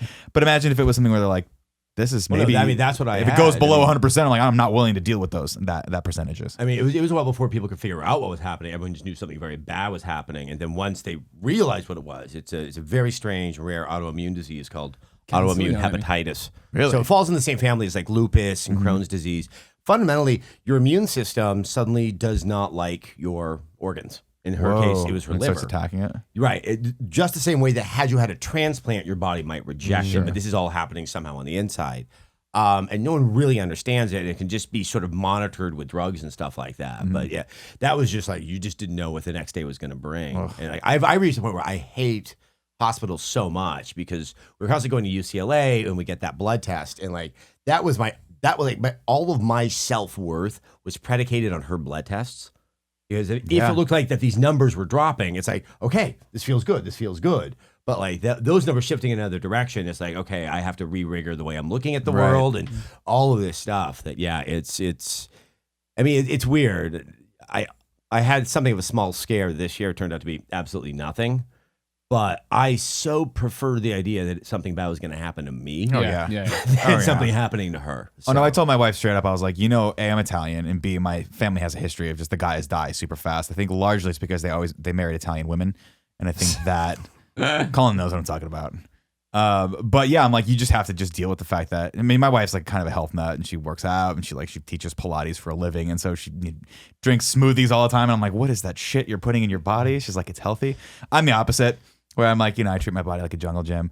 Kevin's blood.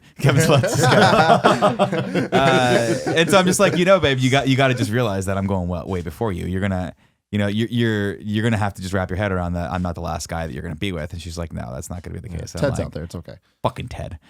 Dr. Ted. Ted's gonna. What's up, Dr. Ted? He's like, hi, I'm so. It was like he was saying doctor shit. But in the back, my brain was translating with it like, your wife's going to leave you and we are going to have sex and it's going to happen way faster than it ought to. You know what I mean? Way faster than it has any natural ability to happen. And then he's like, any questions? And I was left with nothing. No, I mean, I saw this doctor earlier this year when I was having this scare. And the guy who played the head of the bad frat in Revenge of the Nerds? Oh, shit. He was also on Married with Children. Yeah. The head of the bad. Anyway, he looked like the oncologist equivalent of that dude with like the same head of blonde hair. He wasn't even wearing like the lab coat. And I'm just like, come on, play doctor for me. All right? just do it for me. I don't want to be here. And you come in with this alpha male nonsense. Yeah. He then put something in my mouth and like with those Swabs? Yeah. Well, but except it was the cardboard wooden one. Oh, tongue suppressor. Oh my God. Dude. And then he's like, all right, fine. And walks out. And it's just every time I'm just like, I got the survey from UCSF. I'm like, I'm going to tell you what I think. You want to know what I think of this guy? Oh my God, Greg, Ted McGinley. Yeah, Nailed it. You fucking nailed it. Yeah. I was thinking John C. McGinley, or John C. What are the guys? I knew it was Ted Good McSomething. job. You guys are. Married with Children. Yeah. All It's day. weird that it's That's Ted. right. He played and Happy the Days. neighbor. Yeah. He actually had to start on Happy Days. Yeah. Oh my God. True, too. Because one of my early theater instructors used to direct some of the later episodes, I think post Shark. Happy The Days. post-shark incident. And he would constantly imply that guy and complain about him because he was a water polo player at UCLA and somebody was like, you get out. We're gonna put you on TV. And he's like, I don't want to direct this guy. Oh my God, that's hilarious. I don't know, Colin. What about you? I don't know.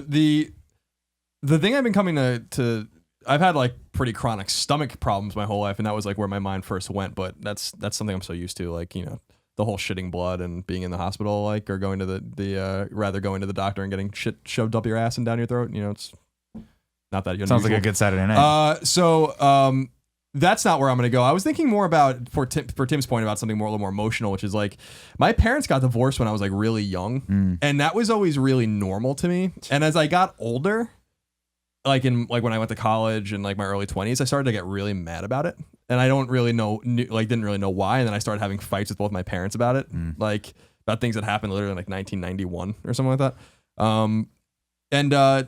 I always dealt as I got older with this nagging feeling that I was robbed of a normal childhood, and I think that's kind of like where like my angst about it comes from. Also, the fact that I'm the youngest of four and that my other siblings seem to have way more anger about it than I do, and always have in like their Because they own were respects. more aware of when it was Exactly. Like happening. my brother was like 17 when it happened. Like he was about that's to a go to hard college, age. and like I remember my brother being like fucking super mad about it, and my sisters being a little younger or whatever than him, also having their own anger as time went on, but me kind of being just thinking like this is normal. And then like thinking back on it and being like my parents, and I'm not talking shit about my parents are great people and they did a really nice job of raising me and making it seem normal. But I have this like nagging feeling that I missed out on a lot of like normal shit when I was a kid, and that like my normal childhood was not a normal childhood. I lived in 4 states and went to a bunch of different schools and would only go to the Long Island when I left, for summers to see my dad and stuff like that. And like, that's not normal. Like that's not a normal way to live, is like being transient. Like I lived in Maine, and then I lived in New Hampshire, and then I lived in Massachusetts, and I don't think there is a normal though. Yeah. Well, there is a normal, which is like, I don't remember what it was to like sit down, the 6 of us, and have dinner together. I don't remember like what it was to like open presents together at Christmas. I don't remember what it was to like, but like that was normal. I had 2 Christmases, I had 2 Thanksgivings, I had like, but like that's not normal. And that's not like the white, I don't want the white picket fence thing. And it's hard for me to even, I've never even really talked about it, but it's like, it's just something that's always nagged at me, which is like, I don't have anyone to blame because I don't think it was anyone's fault. Like my parents just, didn't see eye to eye anymore and they broke up. But I never had the thing where everyone used to say, like, I remember being sent to therapy when I was a kid. Like they thought that was the thing. They were like, we should probably just send Colin to therapy. Don't know why. And I remember them saying like, it's not your fault. It's not your fault. I'm like, I don't think it is my fault. You're like, I'm not taking any of the blame for this. Like, I don't understand where that platitude came from because I don't think it's my fault. Like the bigger thing I was confused about was like, my parents kept me so busy that I think like I played a lot of hockey when I was a kid. I can't understate, like I was on travel teams and I was all over the fucking place. And I like was on weekends I was gone, like every weekend, gone for years. And I think it was about the time, like maybe in high school, when I moved back to Long Island in 9th grade, like permanently to be like live with my dad again, and had time to like sit and think. And I was just playing high school hockey, so I was only playing like for a little while, and I was just hanging out with my friends and stuff. And I started to think more and more. I'm like, what the fuck just happened? Like in 1992, my parents were together and then they were apart. And then I lived in Maine, and then I lived in New Hampshire, and then my mom was in Connecticut, and then she went to Massachusetts, and now I'm back here. And what happened? Like, what the hell happened to my life? And like, what did I miss? And the friends I missed, because when I moved away from Long Island, my friends moved on, and then I came back to Long Island and we were just totally different. Totally different people. I had these like really kindred connections with people in New England that I'll never see again. Like I never knew what it was like to be part of a group and really be part of it forever. From being very young to being now. Like my closest friends are people I met in college or after, with the exception of like Mike and a few other guys that I do have friends from Long Island. But there's just a lot of nagging feelings that I deal with every once in a while, like quiet times at night when I'm just like sitting in bed thinking, and I'm a nostalgic kind of person. I just think back and I'm like, what the fuck happened? Like people have these friends that they've had for this core group of friends that they've had for 30 years, but I only have my core group of friends for, since college, or a few guys from high school, whatever. And I just have these memories of moving and being, and this normalcy. And it really bothers me, especially because like when I say things that are unpopular or, make it seem like I come from a privileged background or whatever.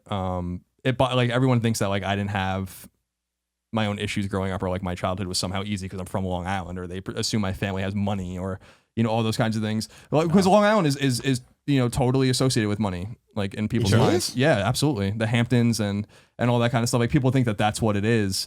And like, if you're from there, that it is a well-to-do part of New York, I guess. But if like you're from there, then like, it's like you have no problems. You come from a white picket fence, like suburban neighborhood. Mm-hmm. That's people have straight up told me that before.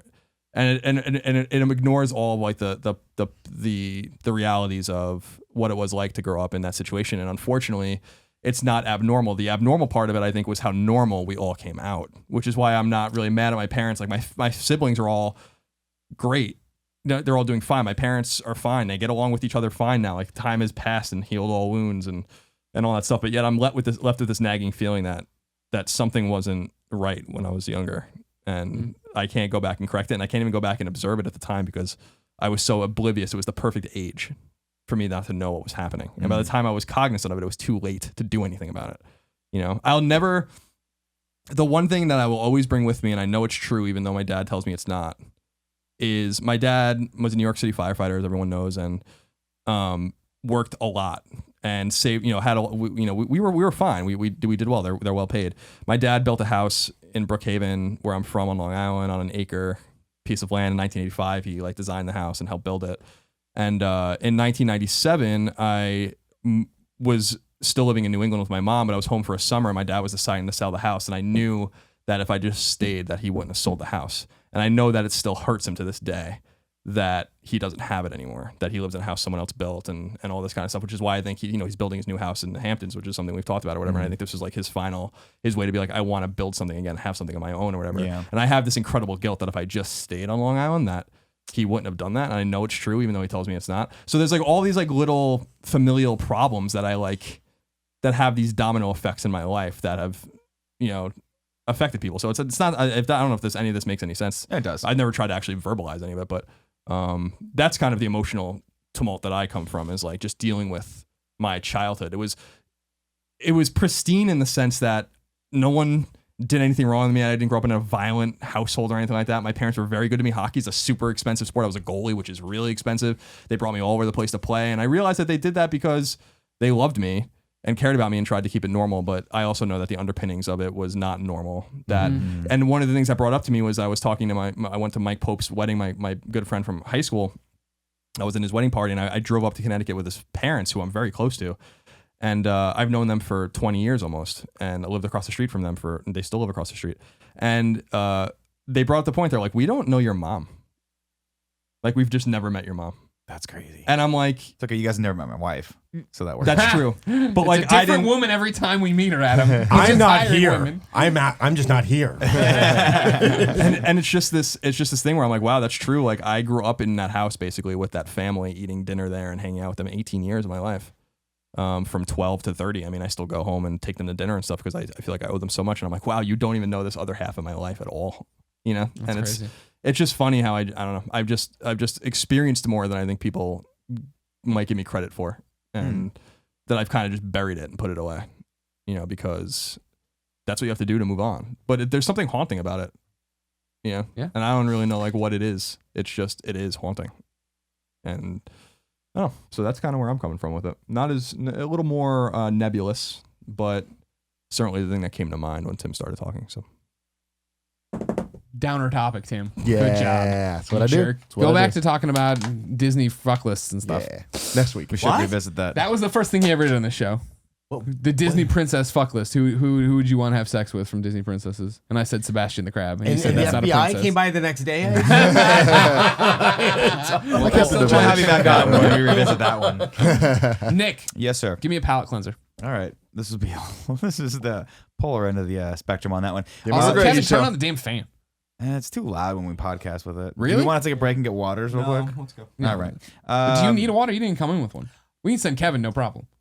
Well, he needs a glass too. Go get the young man a glass, Kevin. Across the camera, though. You cross Yeah, the that camera never all stops the you, time. Kevin. Everyone loves it, by the way, when you do that. Get him a glass. Don't knock into the camera. Can you You're give me a really glass too, scaring Kevin? me. You're running like a That halfback. speed was unnecessary, Kevin. He likes to defy gravity and physics with his body. Have you noticed that? Yes, He's Nick. able to If sort I go of faster, swim they through the air. can't see me. Yeah. It's less frames. Kevin would have been a great fullback. Probably. I don't even know what position that is, but it has the word full in back. It's the guy in that it, runs so- into the offensive. Yes, It's the guy that runs into love the that. defensive line so that the running back can run behind him in the hole he Then creates. yes, Kevin would have done an amazing job at that. My topic's a little bit on the lighter side. It comes from some of our good friends and supporters over on Patreon. So you could say this topic's brought to you by patreon.com/kindafunny. Go there to support the show. Here comes Kevin, everybody. Here he comes. Oh, look at him. Did you see his little head? That was like Barishnikov That was over beautiful. there. I mean, look at Kevin? that. Oh my god, it's like Just come into the I know, shot, now Kevin. you're making this. Now you're just. we this know is actually you, more Kevin. distracting Everyone knows you're here, than Kevin. you walking in front of the camera. It's you for fucking me. dancing I'm so around the camera And send that water bottle over like a there. ballerina. Second position. Oh. Plie. My God. Rhonda Strong Over asks at patreon.com/kindafunny. that we Google image search ourselves and discuss. Oh, good Lord. I like Yes. this. I like this. This sounds fucking awesome. I We'll go cannot through. wait. Should we go? Which part of the table should we start start with on? you. No, we'll start on me. Go over to Are Tim. you going to use the same phone for all? Or are you going to use your laptop? Yeah. Yeah, on your laptop. Okay. That's a better idea. I was gonna make I'll my screen phone's cap too each small. one. How about that? Does that work? What do you want? Oh, you can do it on the laptop. I'm fascinated to see what happens when we Google image search Adam.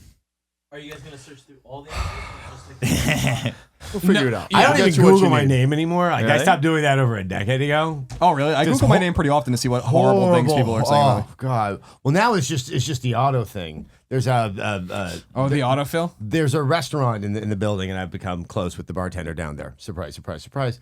And he's like, "So what? You worked on TV?" And goes, "It's amazing what's coming up, but I'm putting your name in." That's actually a fun part of this. So we will also read the search Oh, results here. cool. Yeah. I know. I love I already I put in Now, Nick Scarpino. Oh god. Autofills to Nick Scarpino wife, Nick Scarpino AH, Nick Scarpino wiki, Nick Scarpino IGN, Nick Scarpino PSN. Oh, that's a lot really? cleaner than I thought it was Well, going to be. because it used For to the longest be. time, it was Nick Scarpino. Yeah, it used to be other things. Yeah. Then Nick said, "Stop saying that about us." Oh, Now we're true. going to the Oh, image side. Nick Scarpino cocaine. Yeah. That was one we tried to get Related going for a while. searches, yeah, our wife, shadowboxing, IGN, Colin Moriarty, Cheryl, Which is a picture of me and my sister. Colin Moriarty, Moha. Well, Nick Scarpino wife is him and Courtney Draper or Alexa. Alexis. Yeah, Alexis, that's hilarious. That was one when I did those Dorito commercials for that competition. Everyone's yeah. like, Nick's wife is hot.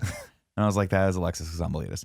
But this one, I'm actually I'm happy. Like, this makes me happy that people think that I actually have what it takes He's to be talking about the married wife. He's to talking about the either wife. of these gorgeous women.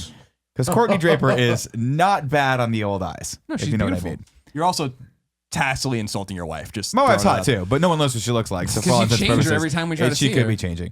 So, yeah, the first image results here are just the kind of funny photos right there from the photo shoot. You with the goofy face. That's you with fun. the, yeah, and then there's this one here with you. That's from my Vine. I think I was just that someone grabbed a frame from like the one and only Vine I've ever done. Oh, when you And like, it got looks- up in the half camera. eyes closed. Is that Yeah, It half looks eyes like yellow I shirt? just smoked an insane amount of weed. Some of them dank nugs, bro. Some Damn, that's nugs, sticky, bro. wicky, icky. Purple then sticky yeah, punch. this one of you from Comic Con There- running the show. That one's Classic. great. The one where I have fantastic hair, and that's not me. That's the Portillo's Nick Scarpino. Yeah, No, that's yeah, the there's other two. Nick Yeah, two Scarpino. of Portillo Nick Scarpino show up. One with the purple background we know well, and then one of him outside of Portillo's in, I believe, Buena Park. There it looks like.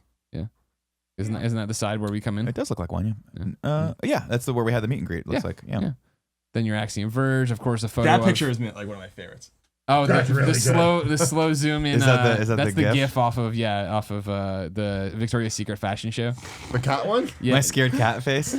it's not open. It's not working. I hate that one. Jesus, my hair was terrible back then. Your hair was awesome. No. There it is. Sorry, MP3 listeners. You know it. That's a good one. That is a great classic Nick Scarpino moment. That's a These good are one. some of the fun ones. Like, what's me and Jericho? You and Chris Jericho That's from Up awesome. at Noon. That was one of the first big E3s that we did, the big live stream on. Yeah, Not too yeah. crazy. I don't have too many guys. Oh, that's a great one. That's Colin. Kenny Loggins, isn't it? The one Oh, on that the is right? K-Log. Yeah. Oh yeah, it's funny how much Kenny Loggins looks like you though. That is, again, another compliment because Kenny Loggins is just a majestic human being. Look at him. That album cover, though, Look at it's, him. it's weird. Like, it's weird how much you guys look alike. We have the same eyebrows. And then buried way down here, you actually There as it the is. drum major. That's me from high school. We don't see that one enough. That's why I didn't have sex till I was 21. Right there. Look at that. Look at the hairline. This is what I talk about. Why do you This is what I look talk so about. down on being the drum major? No, because you had to make a cool face, so it made you look tough when you were the drum major because you had a cape on, see, and a plume. Who told My you- plume was dark. Everyone else's plume was white. I had a blue plume. But then why do you kind of have the boo-boo? Because that you were Drum major. Sessler, when you're in the marching band community, you're supposed to look hard, okay? Because that's if there's do one need thing to that look Oh, I marching understand band that. is. That's why I'm asking you about this picture. Oh no, I was. I think you're just referring to the I mean, fact did that I someone was chubby say in that's high how school. you look hard? Because I need to tell you, they are not your friend. They are not your friend. It looks a little like someone had pizza off camera, and I'm just kind of staring at that, like thinking, I'm gonna have that yeah, pizza. we get on that pizza. But that's what I was talking about. Look at that fucking hairline. You have that awesome It's vampire amazing. hairline. I had an Eddie Munster kind of. That's pretty widow's good. Yeah, But yeah, now yeah. it's like it's good. It's a little up there now. All right, Yeah, that's you. That's me. That's you. Greggy. I don't want to God. dig too deep. Mine won't be interesting. Yes, it will. Greg Just a bunch of you screaming. Miller. Greg Miller, Cancer. autofills are Cancer. Christine Steimer, artist, photography, birder, Portillo, Utah Murder? Jazz, no birder, Oh, and net worth. Net worth negative So here am I. $500,000. Then okay, see, but then here on the image search, the top ones are Christine Steimer, ex-wife, Cancer, artist, Jazz. Just the Utah Jazz owner is People named have Greg a Miller. really weird obsession with everyone's God, girlfriends. that is a weird thing to Yeah, I was like, associate with you. I didn't know you like. I love jazz. I mean, I know the Oh, regions of the bebop. country I Give it a bop. affiliate with you, not Utah. Yeah, see, mine are boring. Well, scroll down. Oh, hold on, okay. What is you? Well, I mean, you see my Twitter profile pic. The other one, a Kotaku one, an old Twitter profile pic. Old Up at Noon. Me and Portillo. Scroll down a bit. Here's one. Here's the Geekrific one where I'm next to a cartoon. This poor bastard. Who is that? Son? I don't know. Yeah, up and see, mine are all like actually publicity shots. Oh, there's that G4 one. Yeah, you remember this? Good Oh my lord. God, were you 14? People still throw this at me all the time. What were you talking about? I came on with it was me and Shane to talk about the new DualShock. when they put Rumble back in it. Wow. And I thought it was, and I was like, why? Like I think you kicked me. And you're like, so what is it? Tell me about the controller, Greg. And I'm like, it's the DualShock 2 without the cord. And you're like, thanks, Greg. You're like, great, Greg. We only have 10 more minutes to fill. This is still what I love is the backdrop we use for San Francisco. Because if that were actual, where Greg would be doing this interview from It would be a park. It would be a park. That I swear to God, and I that's like the a- idea that like. Unbeknownst to Greg, behind him, Full House is happening, and Too Close for Comfort. I was gonna say that looks like a still from the intro of Full House, like when they're like walking into Lawrence in that park. Sorry, just cataloging it for Kevin there. But yeah, Gotcha. C minor boring. There's me talking. Oh, this is from IGN First Friday. So is this one? This is me at a SingStar competition, and there's that. Is that Greg Park I don't know. from Heroes? That's Heroes? yeah. Oh yeah. Greg Greg Grunberg. Grunberg. Wait a yeah. minute. Isn't that? Wait a minute. That's the guy that owns the studio that we were at. With Ken Perez, Yeah, Kevin Pereira. Yeah. It all comes back to G4. Because there was a does. stand-up You can't fucking. escape it, There was Sessler. a, I know. because there was a cardboard cutout of him in there. Oh, that's right. Yeah. Here's, need and then those. it's not until way down the page that the Utah Jazz dude and stuff starts to popping up here. Good. And they got that gif of me from Giant Bomb when I knocked all those beers off when I was shirtless at E3. People still bring that up. Sometimes I see is like, Greg's such an asshole. Yeah. I'm like, you don't know shit about Greg. It's just it's just That's a good one. I love that. oh that up at noon. That's when we announced that, or that was when I announced that I had cancer, and it's Is the from one- is the one Cancer with Factor Brian Fiction. and the Yeah, giraffe? you knocking the cans off. I didn't realize the cans were full. I still That got- is a Oh, they fucking were great. full? yeah, because somebody was in the podcast before me and left their beer there. So like 3 of them are mine, and there's Fallen soldiers. The moment where you look at it, you're like, yeah, Well, it's I'm 'cause doing this. yeah. Well, it's like you see me look at it, and I'm like, these are mine, they're empty, and then I do that look where I'm like, oh no, they weren't. Oops, that's All not me. right, I'm gonna play this cool. Fuck, my shirt's not on. This is like that dream you sometimes have. All right, Adam Sessler. Oh god. Autofills right now are Twitter 2015. Wait, you got to go to Google because there's more. Go to Google.com and search for him because it's going to give you twice as many. Oh yeah, let's just do it to Adam. We did it to Greg as well. We did? Yeah. All right. See, Adam Sessler Twitter Oh, wow, there's 2015 not- podcast. wasn't there like 10 of them? Type in nude. That see was what from happens. Image Search, I think. Maybe. Adam Sessler nude. No, I was gonna get the drugs thing too because of what the kids like to say, and there's another one. So then autofill here on like the Oh, women's hold on. section. This is funny. Adam Sessler, hair, wife, young. Hold on. Can we talk about what is being shown under wife? This gets really funny. It's my nude billboard I did for Gunner. What are the other two? Looks like you in cyborg ninja outfit from Metal Gear on this one. Let's see. Yeah, but Why would that be under wife? But, I don't know. but I never wore that.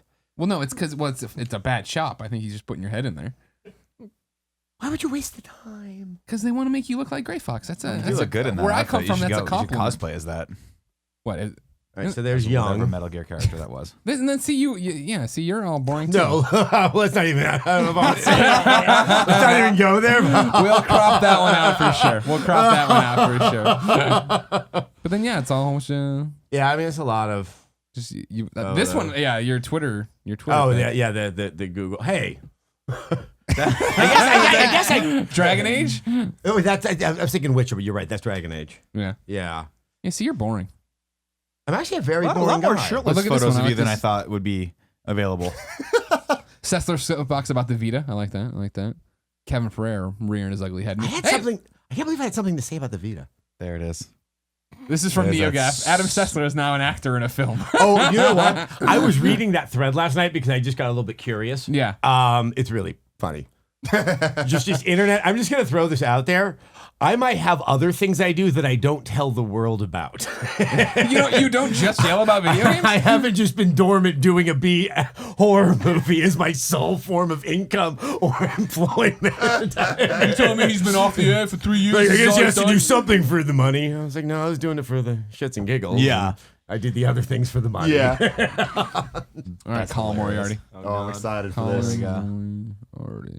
Colin Moriarty, Mohawk, memes, tattoos, Fallout 3, IGN, Afro, Mega Man hat. Go to Mega Man hat. No, Just we I do love it. that wanna go to distinction. Then your image autofill is Mohawk, Cheryl, tattoo, beard, Afro. And I'll reiterate that the first picture that comes up Colin Moriarty Cheryl is me and my sister Dana.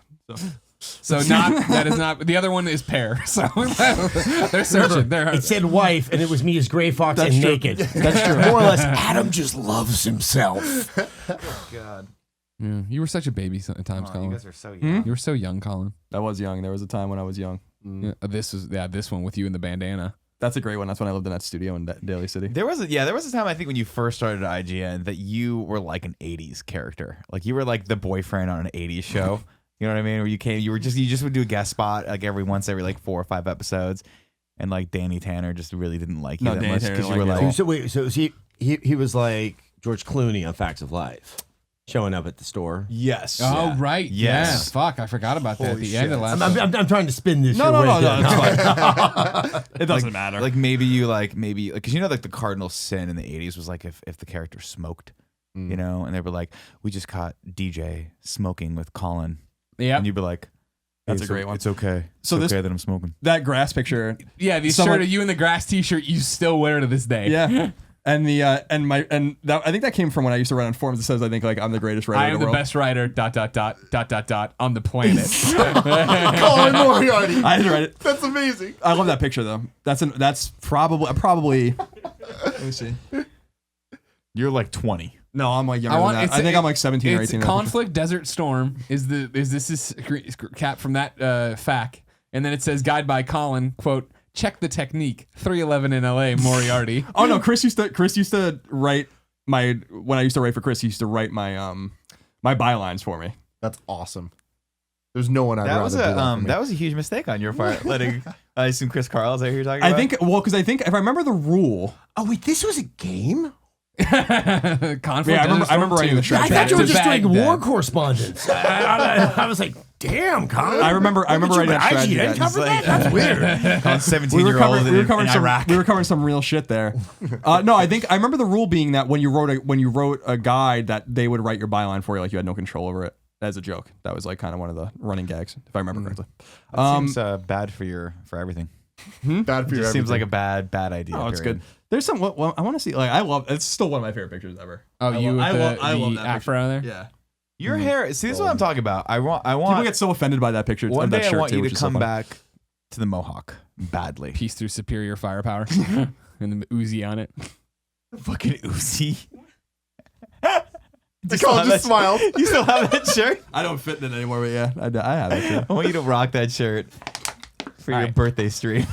Tim Gettys text autofills to IGN, Hair, Age, Twitter, Mario, Snapchat, Instagram, MySpace, Yes! LinkedIn. Fuck yeah, I made it. Now, when we click on the image here, it goes, oh, Kim Gettys, Kara, Hair, Colin Moriarty tattoo, Colin Moriarty Cheryl, Colin Moriarty hair. Yo, deal with it, What does that motherfuckers. mean? They That want to can't be know right. about me. Now, see, Deal with it. man. I can't even see this. Oh, sorry. We get a whole bunch of stuff. I like Obviously, this. the kind of funny stuff's up front because we've been really good at promoting our faces. Then there's this one. This is old one. That I is an remember old this. one. I do. I miss that shirt so much. The problem- washing machine ate it. Why don't you just buy a new My one? Hakuna Matata shirt. Yeah, buy a new one. This picture of me and Nick with the Cokes is one of my favorite. Yo, I things. took that picture. Yeah, it was gold. Fucking gold. I won an award for that picture. Did you? Yeah. Wow. It's true. Best, I like- best tweet ever. Colin, or I'm sorry, Nick, how do you feel about him having the ring light picture you always want? With That is extreme from a close-up? video that I think I helped shoot, so I'm okay with that. I feel like that was from the 37. No, it was No, from. that was shit. that Play one- through electronics that'll make you feel old. Yeah. We bought a ring light for that. I convinced IGN to buy a ring light for a 2-second shot that was totally unnecessary. And then you lamented that ring light for the longest time because it wasn't an actual ring. It Well- was like it was like octagonal. yeah, it was fucking bullshit. Or like you fucked scrumbus. me over on that. I didn't fuck you over. You on fucked that. me over bad. I said find one that's expensive, and you were like, "Well, I found one that's $800. Then I found another one that was $27,000. Can I get the $27,000 one?" I was like, "What do you think?" it wasn't. It Do you wasn't think like you that. get But if you look at the $27,000 one? picture, you can see a lot of sadness in my eyes. It looked dope anyway. I always like this one from Nick's bachelor party. You and Fredo, where you're like, what was it? How to party like Nick Scarpino? We or- made a how to prep for Nick Scarpino's bachelor party video. Yeah. Where we dressed up like Nick and Alfredo Actually took my sharpied sunglasses. a beard to himself. And, And took your sunglasses, yes. I was like, "What the fuck are my sunglasses?" I love that video, but that image is so good. That's a good video. That's a good. Do you guys still have the Coke shirts, or did you take them back? I still have him. I seem weird ever so often, I thought. Yeah. Then more kind of funny stuff. This Moving Mind Studios, the beer When we pong did the beer thing at pong thing, which VidCon, I watched a couple of days ago randomly. when I just fucking destroyed them. Yeah. When I housed them. That You, was me, and good. Naomi. These guys are good guys. All right, and then Hunter Pence video, more Alexis stuff. A lot of me, Alexis, and Naomi. Well, there's a lot of us too, but yeah, you can just make about those girls too. I mean, we're in it too, but if you want to keep cutting us out, I understand. No, and also the picture of me and Kara is like another one of my favorites. Where it's for Halloween. I want to the astronaut and Brittany from the Oops I Did It Again video. Yeah, one of my proudest moments. It's a really good one. You were living the dream that day. I was. Oh, and that story's great too, where Bernie fucking tweeted at me. He's like, I forgot what he said. Hold on, I'm clicking on it. Bernie Burns tweeted at you. And sent you the Robert De Niro. I'm watching you. That's really funny. That's really, really, really funny. It's actually kind of intimidating. No, Bernie's a pretty powerful guy. Yeah. If he wanted to crush you, he would crush you. I already cut Gus. I could get him to. So there you go, Rhonda Strong. All right. That's us Google imaging ourselves and discussing the results, and then making Kevin do a lot of post work where he's got to go through and find these. But I screen capped everything ish. So you'll be all right. Not well. I'm so happy that just every social media feed comes after me. Yeah. Fuck yeah. Well, you know how to use Instagram, and you won't tell Snapchat, Nick. And MySpace. I'm running it on MySpace. That's great. Colin. Yes. Take me home. So let me tell you a story, and where we're gonna get to is a nice light way to end the podcast. Okay. Mike Pope, I brought him up before I went to his wedding. I was in his wedding party. We had a great time. We were up in Connecticut in the middle of nowhere. I already told you guys I was on a bender for like 3 days. Now, on the night of the wedding, I told you that he lit up a bonfire by shooting a flaming arrow into it, which is a true story. Now, everyone was drunk and having a great time by this point, so we all gather around the fire, right? And we're just sitting around. I'm smoking a cigar, drinking a beer in my suit, just laying around or whatever. I sit next to this girl. I never met her before. She's like friends with his wife. So we struck up a conversation, and we were going back and forth. She's like, "Oh, what do you do?" I'm like, blah, blah, blah. I'm like, "What do you do?" Blah, blah, blah. And she was saying she was, we were talking back and forth, and she said something where I was like, I was like, "How old are you?" Mm-hmm. And because she had said something that made it seem like she was younger than us, and we're all like in our old, late 20s, early 30s. Mm-hmm. And she's like, "Oh, I'm 27 or whatever." I'm like, "Oh, okay, cool." And then we that's basically the end of the story to get me to the point I'm trying to make, which was conventional wisdom. No. Sorry. Conventional wisdom states that there are certain things there's just conventional wisdom, and one of the things that conventional wisdom says is you never ask a woman her age. Sure. And I don't ascribe to that. I think that's a stupid rule. So what I want to talk about today is what conventional wisdom do you find to be stupid? I'll give you a couple of examples of conventional wisdom, right? Practice makes perfect. Not true, right? Practice doesn't make perfect. Nothing's perfect. Practice makes better was the way they got around it some time in the late 80s, early 90s, and that just sounds stupid. So that's another example. Or money is the root of all evil. Another thing that's not true. In the words of who was it? It was Ben Affleck in Boiler Room. What did he say? No, it's an awesome quote though, and it is a quote that people know if they've seen the movie. It's like people who say money is the root of all evil never had any. Yeah, I think is the quote, which I think is like an amazing quote. Not that I agree with what he's saying. I just love that that's like the way he nips it in the bud. That's a great movie, by the way. You should watch it. Takes place on Long Island. So it's how I imagine most of your childhood was. Yep. Truth be told. Yep. You just Underground selling junk bonds. Yeah, selling junk bonds out of office parks in Massapequa. So what do you guys? Can you guys think of any conventional wisdom that you don't agree with? Just like I don't agree with never asking a woman her age, because I think that's a fucking stupid. Like that doesn't make any sense. Yeah, there's one that's driven me crazy all my life, and there's no stupid questions, only stupid answers. No, there's some dumb fucking questions I've heard in my life. Trust me, I'm on Twitter. I have seen some questions where I'm like, what is that? I've seen some things, sir. Oh yeah, I mean, there's still dumb answers. I'm not excusing the dumb answer people, but like the dumb answers can go with the dumb questions, and they can just go marry the fuck off down the road. Right. Just that one I just don't like, because like that it's giving people license to ask dumb questions just by the mere fact that it is a question. Inarticulate questions that are postulated on falsehoods. Just Google sometimes too. Yeah, sometimes Google. Anyway, that's it. Obviously the top dumb question is, when is Kingdom Hearts 3 coming out? Goofy already told you this year, so don't worry. Told you, motherfuckers. I've never been a fan of there's no I in team. I understand that there has to be a team mentality, but we're a team. We do all this stuff, and there has to be an I in it. You guys know what you need to go do. You know when you need to step up. You know, we all know what our roles are and how we have to go do it. Yeah, I always hated that too, especially in football, because everyone's always like, the QB is the most important position in any professional sport. And I'm like, yeah, it is. So there is an I in team, isn't there? Because without a QB, you can't win. So yeah, I agree with I like the preface of it, or like the idea of a team mentality is premise, I great. should say. Or what my eye actions are doing are benefiting. Yeah, you need a lot of everyone or whatever. eyes to make a team. Yeah, can it just be deep? Can you guys just accept that I Sure, said something sure. cool? Pretend it was cool. Good. It was Just really give cool. me something. There's an eye. Thanks, in Tim. Greg. There is an eye in Tim. God, let's just think. Do you think certain unpleasant world leaders, like say a Pol Pot, like turned to someone and said to other members of the Khmer Rouge, "Hey, there's no I in team. Get in line, all right? Come on. We're an agrarian Marxist existence right now. There is no I in team." You get deep cuts here. Talk about economic theory now. I like that. Yeah, I always just I don't know. I love these like pieces of conventional wisdom like that just don't make any sense. Like why? Like because I was thinking immediately after I said it, I'm like I shouldn't ask that. I don't even know this woman.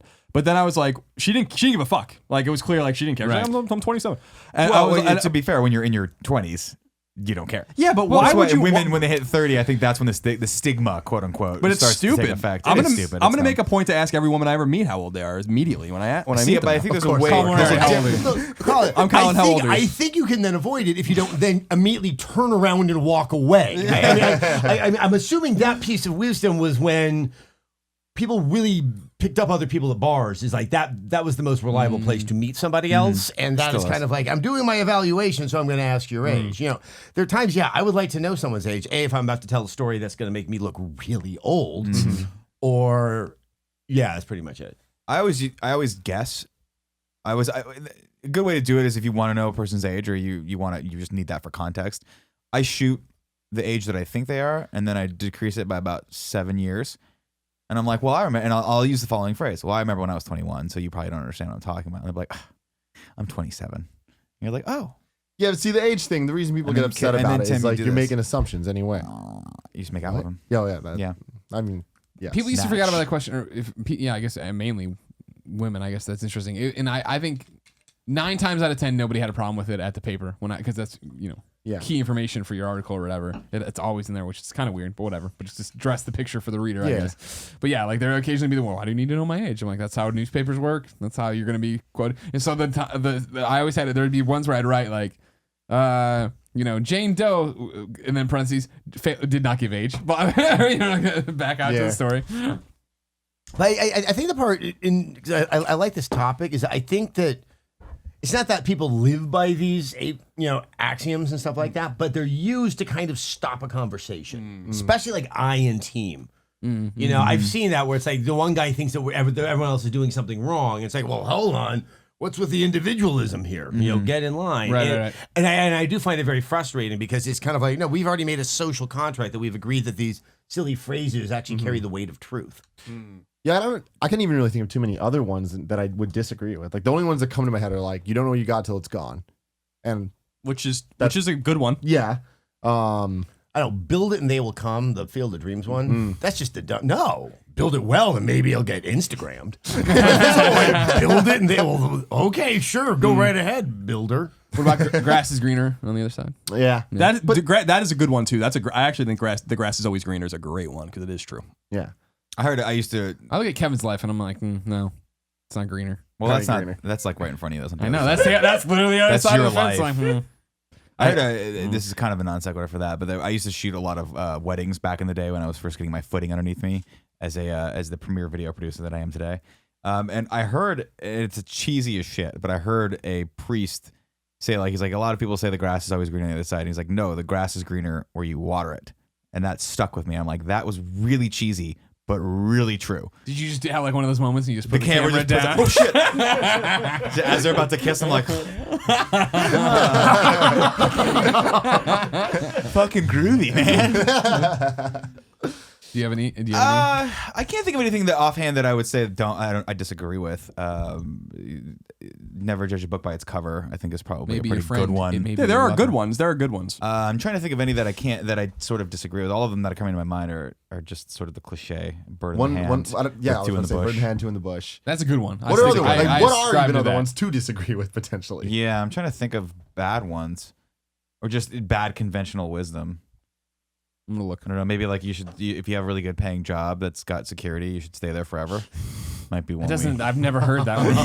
That's a little long. You might want to make that a little trim it down a little snappier. bit. But You know, I believe that's on bird Twitter. in the hand. Now that I think about it. I don't know. That actually, maybe that is a good one to look into. The bird in the hand is worth two in the bush, right? Is that opportunity that's right? Or I guess the one you have already. one you have already is versus worth taking a shot. But I feel like that might be one that I fundamentally now disagree with a little bit because I think it's very risk averse. It's very much saying like do the safe thing all the time, which is what we always sort of have to promote so that hordes of angry unemployed people don't. It's still eat each saying other there's two alive. in the bush. Like you can still get them. You know, it is a risk thing. Yeah. Have you tried to get two birds in a bush? No. It sounds impossible to me. Yeah. Not because like they know the inside of the bush. You're like, we're just like, I don't know what the hell I'm brambles." doing. And This is my bush. stickers. This is where we draw the line. What about no pain, no gain? That's one that's popping up. That is Bullshit. unfortunately Yeah, true. bullshit. That's true, and that's I don't bullshit. think it's true at all. I do think it's true. I got Kevin for that. Like, I do think no pain, no gain is probably true. You know, like, mostly true. Like, when have you ever gained without really? Because it's not saying you're in literal pain. It just means that like you have to try. Yeah, Right, like, but okay, for what it's saying, I guess. I agree But the with it. phrase is used usually when you're complaining about pain, but you have not been established that gain is going to be accomplished. Yeah. It's more or less like, hey, go out. I mean, it's kind of like what in Karate Kid, he's playing a no pain, no gain on him. He's really just getting free work out of him. Yeah, he then learns to get karate and gets the lady. Miyagi is getting some of that. But that labor though. I don't know. Oh, yeah, Miyagi no pain, knows. no gain. More or less sounds like that's what you can get away with abusing interns. Yeah, Hey, that no makes pain, no sense. gain. I think Fox yeah, got in trouble for that. Pain, no money. NBC. Yeah. Yeah. Okay. Bye. Thanks. So here's some credit. Here's some credit. I go have fun. Good luck getting. Did you find anything else, Greg? No, a lot of these people are just making shit up. Like I'm reading, I'm like, that's not. That ain't a no one's thing. ever said Like that's what? conventional. I'm clicking around too much. Oh, okay. Next terrible one I find, I'll let you know. Okay. We're at magpiegirl.com right now to see what they have to say. Magpie girl. Here we go. Eight fuck conventional wisdoms. I sound like my mother. You should try to stay the size you were in high school. This is not. This is. What? That's a horrible one. Number five. You need good grades. That's not conventional wisdom. You do. Sorry, I gotta go back to you need to stay the same size you're in high school. That is, I've never heard that. I was so before. fat in high school. It's you not saw a real pictures of book me. unless it's printed by a real publisher. What? These aren't conventional wisdom. All right. Is there another piece of conventional wisdom there that just says "fuck you"? Because that's all I'm really hearing. What the fuck? CBS Money Watch has 9 bits of conventional wisdom you should ignore. This is gonna be about money. Trying to find one. Don't just stand there. Do something. All right. And on that note, I'm saying right now, Colin, you go get conventionalwisdom.com. You put a list of conventional wisdom. You'll be fine. That's all you got to do. You'll make $1 million right there. all right. All right. Good enough. Ladies and gentlemen, this topic was brought to you and sponsored for you by kindafunny.com/store. Go there. Look at the t-shirts. Maybe buy a poster. Look at the new coffee mug. Nick worked on all of them. I did. Give Nick a round of applause at your computer right now. I'll wait. Thank you. Thank you. You're too kind. You're All too right. kind, Nick. Ladies and gentlemen, this has been the Game Over Greggy Show. Each and every week, 4, sometimes 5 best friends gather on this table. Each bring a random topic of discussion for your amusement. If you like that, head over to patreon.com/kindafunny and toss us a few bucks to get every episode early. If you have no bucks to toss, no big deal. Go to youtube.com/kindafunny where we break it up topic by topic, day by day, until we post the entire thing for free on, of course, YouTube and, of course, iTunes and other podcast services. But go to itunes.com/kindafunny, subscribe to everything, rate everything. It helps us out. Because you were saying last week, it's been years since people subscribed to this show. Yeah, with specifically Game Over Greggy's show. If you listen to it in any other way, like YouTube or on Patreon or whatever, just go over to iTunes and subscribe. Even if you don't listen to it there, just do it for me, please. Oh, just for Tim. Yeah, thank you. Of course, everyone needs to go watch Lumberjack Man. Yes. Our good friend Adam Sessler is Lumberjack in it. Man. Like I said, it's in a few big cities: Chicago, Boston, Modesto. If you go to Modesto, if you go to 8 Films to Die For, you have a list of its playing in your hometown. But more importantly, it's available on VOD. I know there is a home video release, but I think that may be a week or 2 off. So go check it out. You know, you can hit the rent, or you could hit the buy on the VOD because then you could relive the magic. Which I think there's a reason to relive it. I think you want to watch this with your Also, friends. if you live in Colorado or Washington, you know what to do. Adam, it's a pleasure. Thank you so much for coming love being by. here, love being You're here. on the Gamescast too, so go listen to the Gamescast as well. Until next time, it's been our pleasure to serve you.